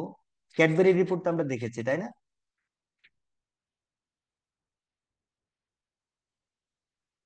আচ্ছা, টার্নবুল রিপোর্ট এটা 1990-তে দিয়েছিল। ইজ এ কি document from the United kingdom that guides companies how to manage internal risks, and maintain effective control system. এটাই হচ্ছে এটার gist, to ensure good corporate governance. দেখেন সবকিছু একটাকে কেন্দ্র করেই গুড কর্পোরেট গভর্নেন্স কিভাবে এনশিওর হবে। হুম, তার মানে টার্নওয়াল রিপোর্ট হচ্ছে আমার ইন্টারনাল রিস্ক কিভাবে ম্যানেজ করা যাবে, আর ইফেক্টিভ কন্ট্রোল সিস্টেম, এই দুইটাই, এই দুইটা জিনিসই দেখেন। স্ট্রং ইন্টারনাল কন্ট্রোল সিস্টেম, আমি আবারও দিয়েছি মেইন পারপাস, আরেকটা হচ্ছে ম্যানেজিং দ্য রিস্ক ইফেক্টিভলি। এই দুইটা জিনিস এখানে রিকমেন্ডেশন আছে আপনারা, আমি তো এগুলো তো শেয়ার করবো আপনাদের সাথে, এগুলো পড়ে নেবেন, পড়লেই বুঝতে পারবেন। আচ্ছা, একটা এক্সাম্পল দেখি। A company regularly review cyber security risk and clearly explain to share holder The steps taken to protect sensitive data. This align with the Turnbull report's guidance for transparent risk management. দেখেন একটা company regularly review করে তার cyber security আছে কিনা, even সেটা clearly explain করে কাদের কাছে, share হোল্ডারের কাছে। তাহলে শেয়ার হোল্ডারের কাছে এক্সপ্লেইন করা মানে কর্পোরেট গভর্নেন্স এনশিওর। আর সাইবার সিকিউরিটি রিভিউ করা মানে হচ্ছে কি, ইন্টারনাল রিস্ককে কি করা, ম্যানেজ করা। আচ্ছা, এখানে আরেকটা আপনাদের সিলেবাসে আছে ওইসিডির যে ডেফিনেশন করেছিলাম, এই ওইসিডির হচ্ছে যে আপনার আছে কিছু প্রিন্সিপালস আছে, 6টা প্রিন্সিপালস আছে। তো ওইসিডির তাদের কর্পোরেট গভর্নেন্স এর কন্ট্রিবিউশন আছে অনেক। যেমন তারা বলছে যে কর্পোরেট গভর্নেন্স কে প্রমোট করতে হবে globally. OECD, organization for economic cooperation and development, globally এটাকে কি করতে হবে, প্রমোট করতে হবে। তারা বলছে এটা প্রমোট করলে কি হবে, protect the interest of share holder, এগুলো কিন্তু আমরা পড়ে আসছি, এন্ড আদার স্টেক হোল্ডার। যদি আমি এটাকে প্রমোট করতে পারি তাহলে ইন্টারেস্ট অফ শেয়ার হোল্ডার আর other stakeholder interest protect হবে। আরেকটা 3টা জিনিস, আরেকটা হচ্ছে strengthening trust in market and business, তাহলে মানুষের মার্কেট আর বিজনেসের উপর ট্রাস্টটা বাড়বে। তো 6টা প্রিন্সিপালস, এটা আপনারা দেখলেই বুঝতে পারবেন, আমি এটা আলোচনা না করে একটু স্কিপ করে পরে চলে যাচ্ছে। যেমন একটা একটু করি, ensuring the basis for an effective corporate governance framework. 6টা প্রিন্সিপালের মধ্যে প্রথম হচ্ছে ইফেক্টিভ কর্পোরেট গভর্নেন্স ফ্রেমওয়ার্কের একটা বেসিস এনশিওর করতে হবে। তাহলে কি করতে হবে, ক্লিয়ার কাট রুলস থাকতে হবে, ল থাকতে হবে, রেগুলেশন থাকতে হবে, তাহলে আপনি হচ্ছে ইফেক্টিভ কর্পোরেট গভর্নেন্স ফ্রেমওয়ার্কটা এনশিওর হবে। Rights and equitable treatment of share holder, সে বলেছে শেয়ার হোল্ডারকে ট্রিটমেন্ট করতে হবে ইকুইটেবলি এন্ড রাইটলি। তার মানে সেখানে যদি মাইনর শেয়ার হোল্ডার থাকে তাহলেও তাকে কি করতে হবে, ইকুইটেবলি তাকে কি করতে হবে, ট্রিট করতে হবে। ইনস্টিটিউশনাল ইনভেস্টর যারা আছে তাদের ইন্টারেস্টকেও দেখতে হবে। Rule of stakeholder in corporate governance, স্টেক হোল্ডারের কর্পোরেট গভর্নেন্সের রুলের ভূমিকাটা এনশিওর করতে হবে। Interest and rights of the stake holder, employee, supplier, আমরা যেগুলো পড়ে আসছি, এর আগেই কিন্তু পড়ে আসছি। ডিসক্লোজার এন্ড ট্রান্সপারেন্সি, এটাকে সে 5 নাম্বার প্রিন্সিপালস এর মধ্যে রেখেছে। Companies must clearly and accurately share their financial situation, business risk, governance structure and activities with public. এই যে দেখেন, আমরা একটু পরে কেস স্টাডি দেখবো, সেই জায়গাতে এই জিনিসগুলো খুব ভালো রিফ্লেক্টেড হবে, আপনারা এই আনসার গুলো দিতে পারবেন। ওইসিডি বলছে 5 নাম্বার প্রিন্সিপালসে বলছে যে companies must clearly and accurately share, clearly and accurately share their financial situation or financial information and business risks. তার মানে আপনার কোম্পানি যখন ফিল করছেন, আপনি এজ এ ম্যানেজমেন্ট ফিল করছেন তার বিজনেস রিস্ক আছে, you must share with your shareholder, and governance structure and activities with the public, এটা আপনাকে শেয়ার করতে হবে। লাস্ট ওয়ান হচ্ছে responsibilities of the board. The board of the directors must provide strategic guidance, আমরা তো এর আগে দেখে আসছি বোর্ডের ফাংশন, আরো আমরা দেখবো। ওভারসি দ্য ম্যানেজমেন্ট, তারা ম্যানেজমেন্টকে ওভারসি করবে। আর হচ্ছে ম্যানেজ কনফ্লিক্ট অফ ইন্টারেস্ট, যেখানে তৈরি হবে এই বোর্ড কি করবে, এটাকে ম্যানেজ করবে। অ্যাক্ট ইথিক্যালি এন্ড রেসপন্সিবলি, এটা হচ্ছে বোর্ডের রেসপন্সিবিলিটিস। কে বলছে এটা, এটা ওইসিডি বলেছে যে বোর্ড কি করবে, স্ট্র্যাটেজিক গাইডেন্স তৈরি করবে, তারা ম্যানেজমেন্টকে ওভারসি করবে, তারা কনফ্লিক্ট অফ ইন্টারেস্টকে কি করবে, ম্যানেজ করবে, আর তারা এথিক্যালি এন্ড রেসপন্সিবলি তারা অ্যাক্ট বা রুল প্লে করবে। দেখেন কিছু কিছু কথা কিন্তু রিপিট হচ্ছে, আমি ইচ্ছে করেই রিপিট করছি যেন কর্পোরেট গভর্নেন্স কনসেপ্টটা আপনার মনের মধ্যে গেঁথে যায়। আপনি যদি না গাঁথতে পারেন তাহলে মুশকিল। কারণ একটু বলি, সময় যে নাই আমাদের, 12টা 9 বাজে, আমি তো এখনো যেতে পারছি না মূল জায়গাতে। একটু বলি যে আপনি আইসিএমবি পাস করবেন যখন আপনার মাঝে একটা সাস্টেনেবিলিটি আসবে। সাস্টেনেবিলিটি কেমন, আপনার নলেজ সাস্টেনেবিলিটি। আমরা একাডেমিকে যেটা দেখে আসি যে একদম লাস্ট নাইটে বা পরীক্ষার 3 দিন আগে প্রচুর লোড নেই, প্রচুর পড়ে পরীক্ষার দিন একদম গড় গড় গড় গড় করে সব ঢেলে দিয়ে চলে আসি। এটা আমরা একাডেমিকে জেনারেলি করে থাকি, বাট প্রফেশনালে তা না। আপনি বিফোর এক্সাম যদি আপনি 3 দিন পড়ালেখা না করেন, তবুও যদি আপনি পাস করার মানসিকতা রাখেন, এটা হচ্ছে সাস্টেনেবল ডেভেলপমেন্ট। প্লিজ একটু মিউট করে রাখবেন।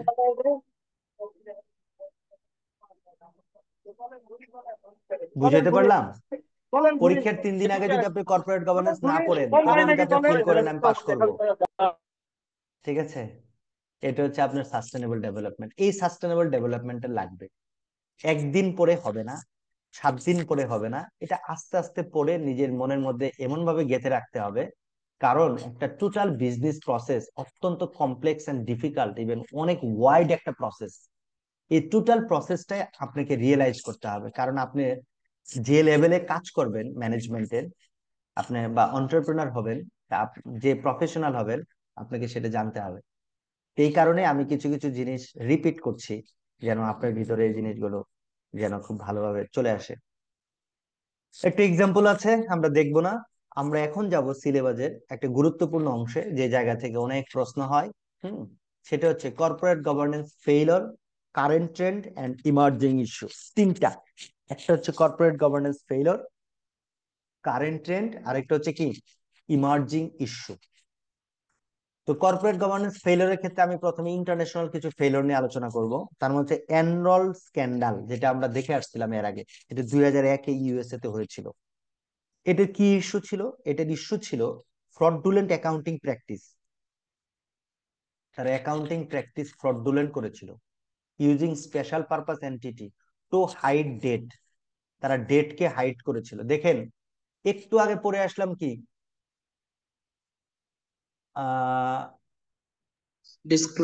ডিসক্লোজার এন্ড ট্রান্সপারেন্সিতে financial situation, business risk and governance structure, এগুলো কি করতে হবে ক্লিয়ারলি এন্ড অ্যাকুরেটলি বলেছে।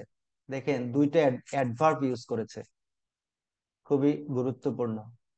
কি দেব, এটাকে লাল করে দিচ্ছি।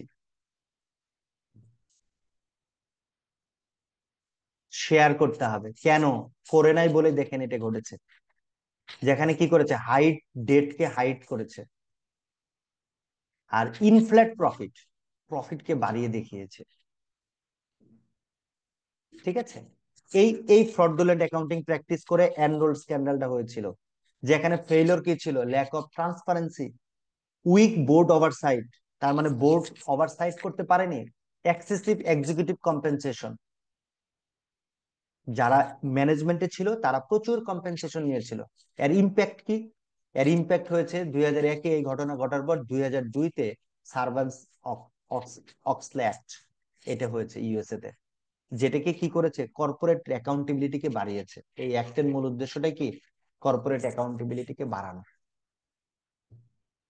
আরেকটা স্ক্যান্ডাল ইউএসএ তে হয়েছিল, ওয়ার্ল্ডকম স্ক্যান্ডাল, যেখানে ইস্যুটা ছিল misrepresentation of financials by capitalising expense to inflate profit. এখানেও ফিনান্সিয়ালকে মিস রিপ্রেজেন্ট করেছিল এক্সপেন্সকে ক্যাপিটালাইজ করে, মানে এক্সপেন্সকে এক্সপেন্স দেখায় না, এক্সপেন্সকে ক্যাপিটাল আকারে দেখিয়েছে, করে তারা প্রফিটকে বাড়িয়েছিল। এটা কেন হয়েছিল? এটা উইক ইন্টারনাল কন্ট্রোল সেখানে ছিল, ল্যাক অফ অডিটর ইন্ডিপেন্ডেন্স। দেখেন, উইক ইন্টারনাল কন্ট্রোল, আমাদের কোন একটা কর্পোরেট গভর্নেন্স থিওরিতে এরকম ছিল যে ইন্টারনাল কন্ট্রোলকে কি করা, স্ট্রেংথেনিং করা,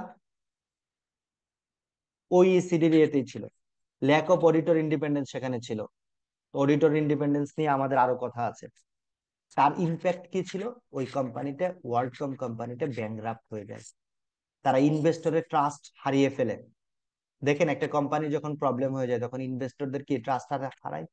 legal reforms in financial reporting, ইন্ডিয়াতে একটা ঘটনা ঘটেছিল 2009-এ। সেখানে কি ছিল, পুর রেগুলারিটি ওভারসাইট ছিল, lack of whistle blower protection ছিল, যার ইম্প্যাক্টটা তাদেরও ওই ইন্ডিয়ার যে securities and exchange board of India, securities and exchange board of India, তারাও তাদের কর্পোরেট গভর্নেন্সকে রিফর্ম করেছিল। জার্মানিতে 2015 সালে ভলক্সওয়াগনে একটা প্রবলেম হয়েছিল, সেখানে 30 বিলিয়ন ফাইন করেছিল। ইভেন তার আলটিমেটলি যে জায়গায় গেছে সেটা হচ্ছে ইএসজি তে গেছে। শিফট, দেখেন, এ শিফট টুয়ার্ডস স্টিকারস ইএসজি, জার্মানিতে যেটা করেছে, যে শিফট টুয়ার্ডস স্টিকারস ইএসজি। তাহলে আজকের কর্পোরেট গভর্নেন্স যে জায়গায় দাঁড়িয়ে আছে, দেখেন, এটা 2015 সালে, খুব রিসেন্ট ঘটনা। এখানে কি করেছিল, ম্যানিপুলেশন অফ, আমি স্কিপ করতে চাচ্ছি কিন্তু আসলে কোনোটাই বাদ দিতে পারছি না, manipulation of emission data using software to pass environmental test. যার ফলে যে ফেলোরটা হয়েছিল, lack of ethical leadership and risk management. দেখেন এথিক্যাল লিডারশিপ নিয়ে কিন্তু আমাদের কর্পোরেট গভর্নেন্স থিওরিতে বলা আছে, রিস্ক ম্যানেজমেন্ট নিয়ে বলা আছে, এই দুইটাই ফেলিওর করেছিল, যার ফলে 30 বিলিয়ন ফাইন করা হয়েছিল। ইভেন তারা এখন আলটিমেটলি ভলক্সওয়াগন কোথায় চলে গেছে, জার্মানির সবচেয়ে একটা মোটর ভেহিকল কোম্পানি, হ্যাঁ, বড় একটা কোম্পানি, তারা এখন চলে গেছে যে স্ট্রিক্টলি তারা ইএসজি কে ফলো করবে, ইএসজি পলিসিকে ফলো করবে।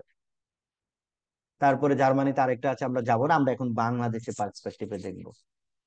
বেসিক ব্যাংক লোন স্ক্যাম 2010 থেকে 14, এটা আমরা সবাই কম বেশি জানি, তাই না?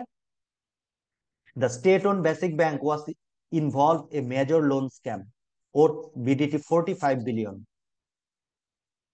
সেখানে কি হয়েছিল? The bank approved fraudulent loan to non-existent and shell company without proper documentation. তাই না? তারা নন এক্সিস্টেন্ট বা শেল কোম্পানিকে তারা কি করেছিল? তারা লোন দিয়েছিল, ফ্রড করেছিল। Formal chairman Abdul Hai Bachchu allegedly influence loan approval bypassing banking rules. এই যে দেখেন, বাইপাসিং ব্যাংকিং রুলস, সেটিকে বাইপাস করে সে কি করেছিল? ফোর্স করেছিল লোন অ্যাপ্রুভালে। সেখানে কি কি কর্পোরেট গভর্নেন্স ফেলিওর হয়েছে? প্রথমে হচ্ছে ল্যাক অফ বোর্ড ইন্ডিপেন্ডেন্স। দেখেন, the board approve risky loan without oversight. যখন বোর্ডে এটা অ্যাপ্রুভ হয়েছে, তখন আব্দুল হাই বাচ্চু যে এটাকে ইনফ্লুয়েন্স করেছে, সেই ইনফ্লুয়েন্স করে সেটা করেছে, তাহলে সেখানে বোর্ডের কি ইন্ডিপেন্ডেন্স ছিল? বোর্ড কি সেটা বাধা দিতে পেরেছে?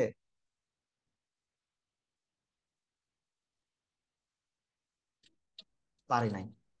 Age a result, lack of board independence, বোর্ডের স্বাধীনতা ছিল না। Weak internal control, no proper due diligence was conducted on borrower. এই যে যে নন এক্সিস্টেন্ট জায়গায়, নন এক্সিস্টেন্ট প্রপার্টিকে উপর বা নন এক্সিস্টেন্ট বিজনেসের উপর যে তারা লোন গুলো দিল, সেখানে কি ইন্টারনাল কন্ট্রোল ফেলিওর করেছে। আরেকটা ছিল পলিটিক্যাল ইনফ্লুয়েন্স ছিল, allegations of the political favouritism in loan property. এই এই অ্যালিগেশন আমরা দেখেছি পেপার পত্রিকায়, এই কারণে এগুলো আমি ইনক্লুড করেছি। Allegations of political favouritism in loan approvals. আর রেগুলেটরি ফেলিওর ছিল। দেখেন, এত বড় বড় লোন, 4,500 কোটি টাকার লোন, সেটা অবশ্যই বাংলাদেশ ব্যাংক রেগুলেটরি বডি হিসেবে দায় এড়াতে পারে না। তার মানে রেগুলেটরি ফেলিওর ছিল। Bangladesh bank fail to prevent or detect the scam early. তাহলে যদি এরকম প্রবলেম দেয়া হয় যে এই ঘটনা ঘটেছে, তাহলে আমরা এই কর্পোরেট ফেলিওর গুলো কি আমরা আইডেন্টিফাই করতে পারবো যে এই ঘটনাটা কেন ঘটেছে? ইনশাল্লাহ। জি স্যার, কেস পারা স্টাডি যাবে। গুলো মানে এরকম থাকবে যে একটা সিনারিও থাকবে, সেই জায়গায় আপনাকে কর্পোরেট গভর্নেন্স ফেলিওর মানে আইডেন্টিফাই করতে হবে। ইভেন তার ইম্প্যাক্টটা কি ছিল সেটাও আপনি এখন বলতে পারবেন। মেসিভ ফিনান্সিয়াল লস ছিল। এখন এই আহ, আপনার হচ্ছে বেসিক ব্যাংক এখন পাবলিক ইন্টারেস্ট কি করেছে? হারায় ফেলছে। লুজ করেছে হারাই না? ফেলছে। হারিয়ে ফেলছে না? হ্যাঁ, এটা আমরা কি কর্পোরেট গভর্নেন্স তো পড়ে আসলাম। Erosion of public interest in state own banks. And last one, several top officials were investigated but no major convictions. অনেক ইনভেস্টিগেশন আমরা দেখেছি, বাট মেজর কনভিকশনস কই আমরা তো পাইনি। অ্যানাদার স্ক্যান্ডাল স্ক্যাম হয়েছিল 2012-তে, বিসমিল্লাহ গ্রুপ লোন স্ক্যাম। যেখানে কি ছিল? বিসমিল্লাহ গ্রুপের textile and export company took loan around BDT 11 billion from 5 bank, 5টা ব্যাংক থেকে নিয়েছিল, জনতা, প্রাইম আরো ছিল। দ্য কোম্পানি ফর্জ ডকুমেন্টস, তারা কি করেছিল? তারা ডকুমেন্টস কে ফর্জ করেছিল, ইনফ্লেটেড ইনভয়েস করেছিল, ইউজড ফেক ব্যাংক গ্যারান্টি তারা ইউজ করেছিল। তার ফলে আমার কর্পোরেট গভর্নেন্স কি ফেলিওর হয়েছে? প্রথমত যখন এগুলো হলো, তখন ফ্রডুলেন্ট ফিনান্সিয়াল রিপোর্টিং হয়েছে। দেখেন, ফর্জ ডকুমেন্ট, ডকুমেন্টের উপর বেসিস করে অ্যাকাউন্টিং হয়, সেখানে তাহলে কি ফলসিফাইড ফাইন্যান্সিয়াল স্টেটমেন্ট। সরি, আমার এখানে আজান হচ্ছে, আজানটা শেষ হোক।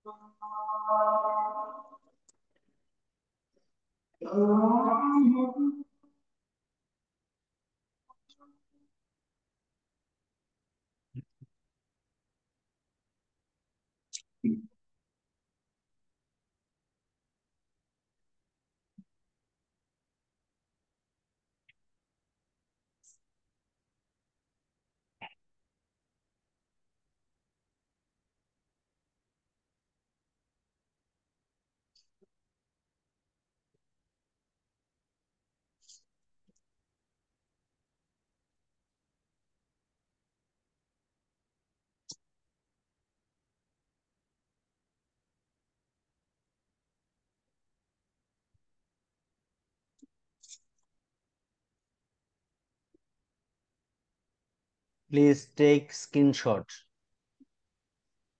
একজন রিকোয়েস্ট করেছিল যে বুকস রেফারেন্স গুলো দেখার জন্য।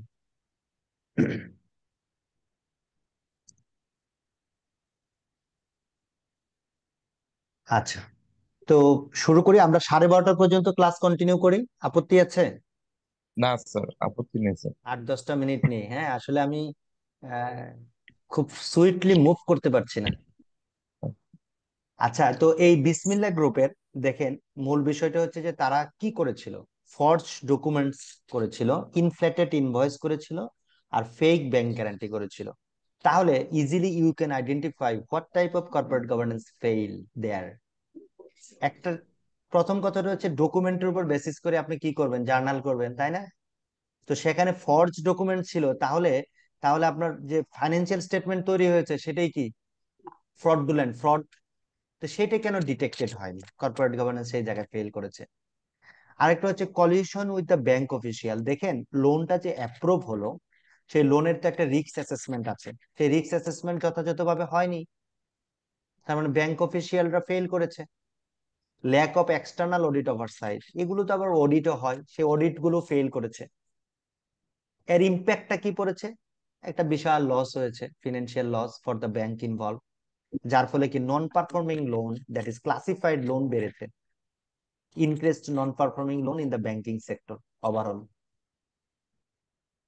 অ্যানাদার আমি সেট করেছি ডেস্টিনি গ্রুপ পঞ্জি স্কিম। 2009 থেকে 12 সালে তারা যেটা করেছিল, মাল্টি লেভেল একটা কোম্পানি, আপনারা সবাই জানেন, কেউ হয়তো আপনারা ইনভলভও থাকতে পারেন। Collected BDT 41 billion. এগুলো কিন্তু আমি লাস্ট ক্লাসে বলেছিলাম, এগুলো কিন্তু কোনো পারপাসিভ না, এগুলো জাস্ট আমাদের প্রফেশনাল এন্ড একাডেমিক পারপাসে জাস্ট ইউজ করেছি, ঠিক আছে? কালেক্টেড বিডিটি 41 বিলিয়ন তারা কালেক্ট করেছিল ফ্রম ওভার 8.5 লাখ ইনভেস্টর। কি প্রমিস করে? তাদেরকে হাই রিটার্ন দেবে, but operated as a Ponzi scheme. Using Ponzi স্কিমের একটা বৈশিষ্ট্য কি, নিউ ইনভেস্টরের কাছ থেকে নিয়ে ওল্ড ইনভেস্টরকে পে করা। কন্টিনিউ তাদের হ্যান্ড ছিল না যে উইং বাড়ানো। উইং বাড়ানো মানে কি, নতুন নতুন ইনভেস্টর আসবে, আর আপনাকে যে প্রফিটটা প্রমিস করেছে সেটা নতুন ইনভেস্টরের কাছ থেকে নিয়ে আপনাকে সেই প্রফিটটা দেবে। এটি পঞ্জি স্কিমের একটা মানে জেনারেল একটা থাম rule, using new investors money to pay old investors. এখানে কর্পোরেট গভর্নেন্স ফেল করেছে। প্রথম কথাটা হচ্ছে কোনো রেগুলারিটি সুপারভিশন ছিল না। The company operated without proper legal oversight. Destiny 2000 ছিল নাম, বাট সেখানে যথাযথ সুপারভাইজারি বডি ছিল না, রেগুলারিটি অথরিটি ছিল না। কে রেগুলেট করবে? শুধু কোম্পানি অ্যাক্ট ছিল। এই ধরনের প্রতিষ্ঠানের জন্য দেখেন প্রাইম ব্যাংক লিমিটেড, এটা কিন্তু কোম্পানি অ্যাক্টে পরিচালিত। তাহলে কোম্পানি অ্যাক্টেও হয়, আবার প্রাইম ব্যাংক হচ্ছে বাংলাদেশ ব্যাংকের ডিরেকশনেও কিন্তু তারা চলে। কিন্তু এই ডেস্টিনি 2000 এর রেগুলারিটি অথরিটি কে ছিল? কোম্পানি অ্যাক্টে দেওয়ার form, but there was no any regularity body. তো তাদের সুপারভিশন ফেল করেছে। Board and management fraud. The management misappropriated taka 2000 crore। তাদের যে বড় মানে লার্জ বা মেইন যে বোর্ড ছিল, তারা মিস অ্যাপ্রোপ্রিয়েট করেছে 2000 কোটি টাকা। Weak enforcement, regulators fail to take early action. পরবর্তীতে গভর্নমেন্ট ইন্টারফেয়ার করেছে, কিন্তু আলটিমেটলি তারা ফেল করেছে। যদি তারা আর্লি ব্যবস্থা নিত, তাহলে হয়তোবা সেই ধরনের ইনভেস্টরদের এত লস হতো না। এর ইম্প্যাক্ট কি? Thousand of investor lost life savings, তাই না? অনেক অনেক ইনভেস্টর তাদের জীবনের সঞ্চয় হারিয়ে ফেলছে। Top executive including Destiny Group chairman Rafiqul Amin were arrested. সে তো মনে হয় রিসেন্টলি ছাড়া পেয়েছে, জানি না। হলমার্ক গ্রুপ লোন স্ক্যাম, এটা আপনারা একটু দেখে নিন। হ্যাঁ, এটা আপনারা একটু দেখে নিন। 12টা 25 বেজে গেছে, আপনারা দেখলেই বুঝতে পারবেন যে কেন কর্পোরেট গভর্নেন্স ফেল করেছে। তাহলে lessons from corporate governance failure in Bangladesh. দেখেন আমরা কি লেসন পেলাম। প্রথমে পেলাম যে stronger board oversight. That means board oversight যদি মেইনটেইন হয়, তারা যদি স্ট্রংলি বোর্ড ওভারসাইট যদি থাকে, তাহলে independent director should monitor the financial decisions. Second one, improve regularity enforcement. Bangladesh Bank and Bangladesh Securities and Exchange Commission needs stricter action on fraud. Auditor accountability. Auditors should detect financial fraud more effectively. Transparency and whistleblower protection. Encouraging whistleblowers to report corruption.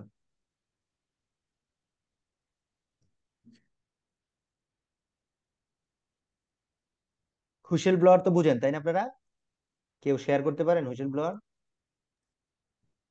তো sir একটা system যেটার মাধ্যমে any মিসডুইং বা যেটা পলিসির বাইরে হচ্ছে, একটা সিস্টেম থাকে অর্গানাইজেশনে যে চাইলে সেটা ইন্ডিপেন্ডেন্টলি কাইন্ড অফ সিক্রেট, যে জানবে না, জানাতে পারে। ওটা আবার ইন্ডিপেন্ডেন্টলি সেটা আইসিসি দিয়ে ভেট করে অ্যাকর্ডিংলি অ্যাকশন নেওয়া হয় আর কি, মানে কাইন্ড অফ হুইসেল ব্লো আর কি।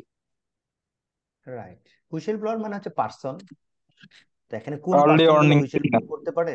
যেগুলো হচ্ছে ইনফরমেশনালি তারা রিচ, তারা কি ম্যানেজমেন্ট, ঠিক আছে, বড় বিজনেস লিডার, তারা হুইসেল ব্লো করতে পারে।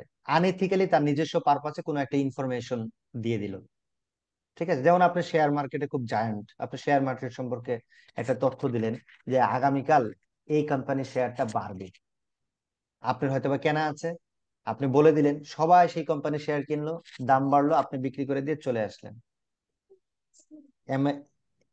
এম আই রাইট যে হুইসেল ব্লো সম্পর্কে বললেন? স্যার ব্যাপারটা এরকম না। ব্যাপারটা হচ্ছে কোনো প্রতিষ্ঠানে কোনো ধরনের করাপশন হচ্ছে বা কোনো অন্যায় কাজ হচ্ছে, এটা যদি কোনো এমপ্লয়ি দেখতে পায়, সে যাতে তার মানে দেখা গেল তার বসও এই করাপশনে জড়িত আছে, সো তার বসকে কাটিয়ে একটা ডিভিশন থাকে, ইন্টারনাল অডিট ডিভিশন, যেটা তাদের কাছে একটা কমপ্লেন জেনারেট করার জন্য মানে একটা সিস্টেম, এটাকে বলে whistle blowing. Agreed sir, but ওটা তো আরেকটা এই মিসডুইং আর জায়গাতেও কি, ঠিক, যেটা আপনি বললেন। হ্যাঁ, এই জায়গাতে একটা ঠিক ওইভাবে বলা আছে, encouraging whistle blowers to report corruption. But whistle blower, আমি যে কনসেপ্টটা দিয়েছি, মানে এর কনসেপ্ট অনেক বড়, তো সেটাও ঠিক আছে, সেটাও করে আনএথিক্যাল প্র্যাকটিস, ঠিক আছে। সব পার্সোনাল ইন্টারেস্টে আনএথিক্যাল যদি কোনো প্র্যাকটিস, কোনো ইনফরমেশন শেয়ারিং এর দ্বারা যদি হয়, সেটা, হ্যাঁ, সেটা হুইসেল ব্লোয়িং এর মধ্যে পড়ে। তো এই জায়গায় বলছে যে transparency and whistle blower protection, encouraging whistle blower to report corruption. ওই যে যেটা আপনি বললেন যে বস একটা কারাপশনে involve, but lower level manager যদি বুঝতে পারে, তাহলে সেটা ওই বসের উপরে যে টপ লেভেল ম্যানেজমেন্ট, তাদেরকে রিপোর্ট করা ওই কারাপশন রিলেটেড। তো যাই হোক, এখন এই যে বিসমিল্লাহ গ্রুপ বলি বা হচ্ছে যে বেসিক ব্যাংক বলি, এগুলোতে তো ছিল, এগুলোতে ছিল না, কেউ জানতো না যে এগুলোতে এই ধরনের কারাপশন হচ্ছে, এই ধরনের লোন, ব্যাড লোন দেয়া হচ্ছে, কিন্তু কই, কেউ তো কিছু বলেনি, কেউ তো টপ লেভেলকে জানায়নি। হয়তো বা জানাইছে, না জানাইলে এত পেপার পত্রিকা কিভাবে তারা লিখলো, সেটাও কিন্তু ট্রু। পেপার পত্রিকা কিভাবে লিখলো যে আই যারা থিঙ্ক করাপশন এখানে প্রত্যেকেই রিলেটেড? ম্যানেজড হয়েছিল আর কি। এখানে যে কয়টা কর্পোরেটের যে 4টা স্টেপ, প্রত্যেকটাই বাংলাদেশের ব্যাংকিং সেক্টরে ফেল ইনভলভ করেছে, আছে। হ্যাঁ, হ্যাঁ, আর এবং ফেল করেছে, প্রত্যেকটাই ফেল্ড জিনিসগুলো হয়েছে। ফেল করেছে। এখানে হ্যাঁ, প্রত্যেকেই ম্যানেজ হয়েছে, হ্যাঁ, কেউই ম্যানেজ এখানে মানে বাইরে নেই। হ্যাঁ, ঠিক আছে, কিন্তু যার ফলে আমাদের কর্পোরেট গভর্নেন্স ফেল করেছে। কিন্তু ওই যে হুইসেল ব্লোয়ার সম্পর্কে যেটা বলছিলাম, যে এটা কিছুটা ছিল, না হলে আমি আপনি জানতাম কিভাবে? আমি আপনি তো ওই প্রতিষ্ঠানের বাইরে, তাই না? সো জি তারা স্যার। সামাও কোনো জার্নালিস্ট বা অন্য কোনো সংস্থাকে তারা অবশ্যই শেয়ার করেছিল বলে তখন তো পেপার পত্রিকাতে এই জিনিসগুলো আসছিল।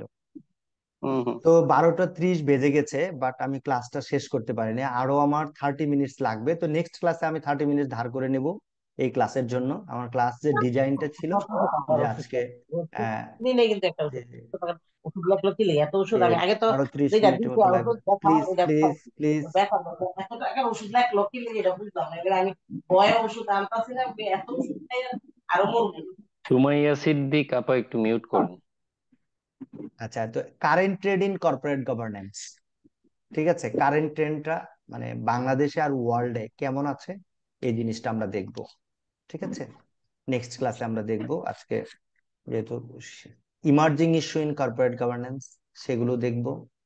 আর আরেকটা গুরুত্বপূর্ণ ইস্যু আছে, concept of corporate governance in family business. বাংলাদেশে তো মোস্টলি বিজনেসটা হচ্ছে ফ্যামিলি বিজনেস, তো সেই জায়গাতে কর্পোরেট গভর্নেন্স কনসেপ্টটা কিভাবে ইমপ্লিমেন্ট করা যায়, কতটা জরুরি, হ্যাঁ, আর সেই জায়গাগুলোতে কর্পোরেট গভর্নেন্স কিভাবে ফেল করতেছে, সেই জিনিসগুলো আমরা দেখব। যেমন আমি কিছু এক্সাম্পল সেট করেছি। Bashundhara group totally family business করে। প্রাণা রাফেল, বেক্সিমকো, আকিজ, স্কয়ার, দেখেন তারাই কিন্তু জায়ান্ট কোম্পানি আমাদের প্রাইভেট সেক্টরে।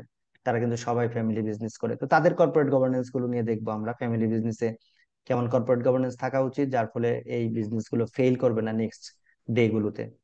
ঠিক আছে, বলেন এবার সংক্ষেপে 2 মিনিট আপনাদের প্রশ্ন নেব।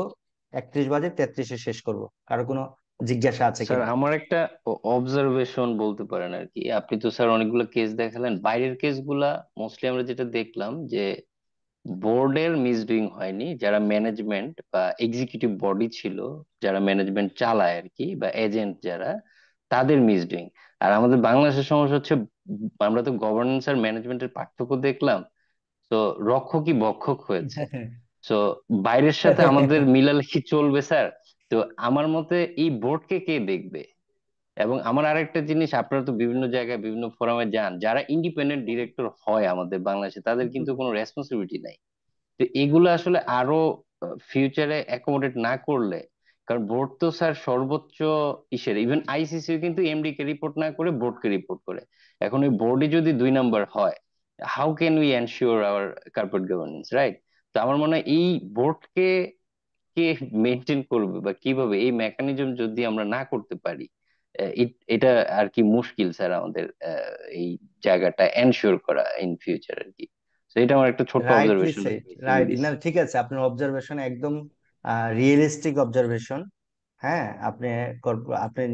আপনি নিশ্চিত জব করেন, আপনার রিয়েলাইজেশনটা কর্পোরেট গভর্নেন্স নিয়ে ভালো। তো আরো ডেপথ হবে। এখন বিষয়টা হচ্ছে কি, এই জায়গাটাতে আমরা শিখবো আসলে কি থাকা উচিত। ঠিক আছে, বাস্তবতা অনেক ফার ফার ডিফারেন্ট। কিন্তু আসলে আমরা ইথিক্যালি আমাদের যে জায়গাটাতে যদি কখনো সুযোগ পাই, এই কর্পোরেট গভর্নেন্স প্র্যাকটিস করার, আমরা ইথিক্যালি প্র্যাকটিস করার আমরা চেষ্টা করব। এইভাবে জেনারেশন ডেভেলপ হবে, এইভাবে প্রবলেম সলভ হবে। ঠিক আছে, তা আপনি যেটা বলেছেন রাইট একদম স্যার। ঠিক বলেছেন। হুম। এখন বোর্ডকে জন্য কি আবার আরেকটা বোর্ড করতে হবে কিনা? হ্যাঁ, হ্যাঁ, এত কর্পোরেট গভর্নেন্স এত সুন্দরভাবে তৈরি করা হয়েছে যে কোনো, এটা যদি খালি এনশিওর হয় তাহলে বিজনেস ফেলিওর হবে না। Even really it ensure the interest of all parties. ঠিক আছে, তো ট্রু স্যার, এখন এই থ্যাংক ইউ স্যার। প্রবলেম গুলো হচ্ছে, আমরা দেখবো ওয়ান ওয়ান আফটার দেখবো। আর কারো কোনো আস্কিং আছে? স্যার কর্পোরেট গভর্নেন্স যে অডিটটা হয় সেই অডিটের মাধ্যমে কি এই প্রবলেমটা উনি যেটা বললেন এই প্রবলেমটাকে মিটিগেট করা যায় কিনা বা মিটিগেট হয় কিনা বাংলাদেশের পার্সপেক্টিভে? শুনেন, আমরা লাস্টে একটা দেখবো, কর্পোরেট গভর্নেন্স একটা রিপোর্ট আছে, হ্যাঁ, ওই রিপোর্টের মধ্যে কোড ধরে ধরে কমপ্লাই হয়েছে কি হয় নাই এগুলো সার্টিফাই করে। তো বাংলাদেশে 3টে professional body they can certify. একটা হচ্ছে চার্টার্ড অ্যাকাউন্টেন্ট, আরেকটা হচ্ছে কোম্পানি সেক্রেটারি, চার্টার্ড সেক্রেটারি, একটা হচ্ছে কস্ট এন্ড ম্যানেজমেন্ট অ্যাকাউন্টেন্ট। তো এরা পারে। তো এখন এগুলো বিশদ আলোচনা, হ্যাঁ, এরা পারে। এখন এরাই এই জিনিসগুলো কমপ্লাই কমপ্লাই লিখে লিখে সাইন করে দিয়ে দিচ্ছে। হ্যাঁ, এখন এই যে, আমি একটু ছোট্ট করে বলি, এই যে আজকে ধরেন বেক্সিমকো গ্রুপ বা এস আলম গ্রুপ, এই দুইটার যে ইস্যুটা চলছে, এই দুইটার যেহেতু কারেন্ট ইস্যু, আমি এই কারণে এইগুলো নিয়ে আসি না, এগুলো অনেক ডিবেটেবল। হ্যাঁ, তো একটু আমি ছোট্ট করে বলি, এদের যে কর্পোরেট গভর্নেন্স ফেল করেছে, শুধুমাত্র সালমান এফ রহমান আর এস আলম সাহেব এই দুইজন কি দায়ী? Course not sir. কিন্তু আলটিমেটলি আমি, আপনি বা গোটা দেশ কিন্তু তাদের দুইজনকেই কিন্তু দায়ী করে রেখেছি। আমি আপনি কর্পোরেট গভর্নেন্স করতে যাই, দেখছি এর সাথে কতজন দায়ী, বাট নোবডি ইজ কি ডিটেক্টেড অ্যান্ড পানিশড। কেউই কি ডিটেক্টেড হচ্ছে যে সে দায়ী, এবং তাদেরকে কাউকে কি পানিশ করা হচ্ছে?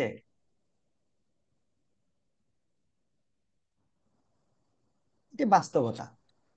ঠিক আছে, তো হোপফুলি আমরা আস্তে আস্তে ওইদিকে যেতেই হবে। আর আপনি যেটা একটু বলেছিলেন যে বোর্ডের, বোর্ড না, এটা হয়েছিল ইউএসএ তে, বোর্ড ইন্ডিপেন্ডেন্সটা একটা প্রবলেম হয়েছিল একবার। ঠিক আছে, ইউএসএ তে সেই জায়গাতে এটা ছিল।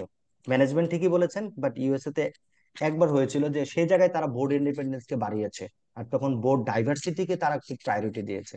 বোর্ড ডাইভার্সিটি যদি না থাকে, বোর্ড ইন্ডিপেন্ডেন্স যদি না থাকে, দেন কর্পোরেট গভর্নেন্স আমার ফেল করবে। আর কর্পোরেট গভর্নেন্স এখন টুডে সাস্টেনেবল বিজনেস সাস্টেনেবিলিটির সাথে রিলেটেড। আপনার বিজনেস সাস্টেন করবে কি করবে না, এটি কর্পোরেট গভর্নেন্স বলে দেবে। আপনার কর্পোরেট গভর্নেন্স কত মাত্রায় আপনি কমপ্লাই করছেন তার উপর ডিপেন্ড করবে আপনার বিজনেস সাস্টেনেবিলিটি। তো আজকে শেষ করে দেই, জি স্যার, আগামীকাল থ্যাংক দেখা ইউ। হবে। সবাই ভালো থাকবেন। Sir thank you sir. আসসালামু আলাইকুম। Okay Assalamu okay, alaikum. Thank you. Thank you thank you. আসসালামু আলাইকুম। ওয়ালাইকুম আসসালাম ওয়া রাহমাতুল্লাহ।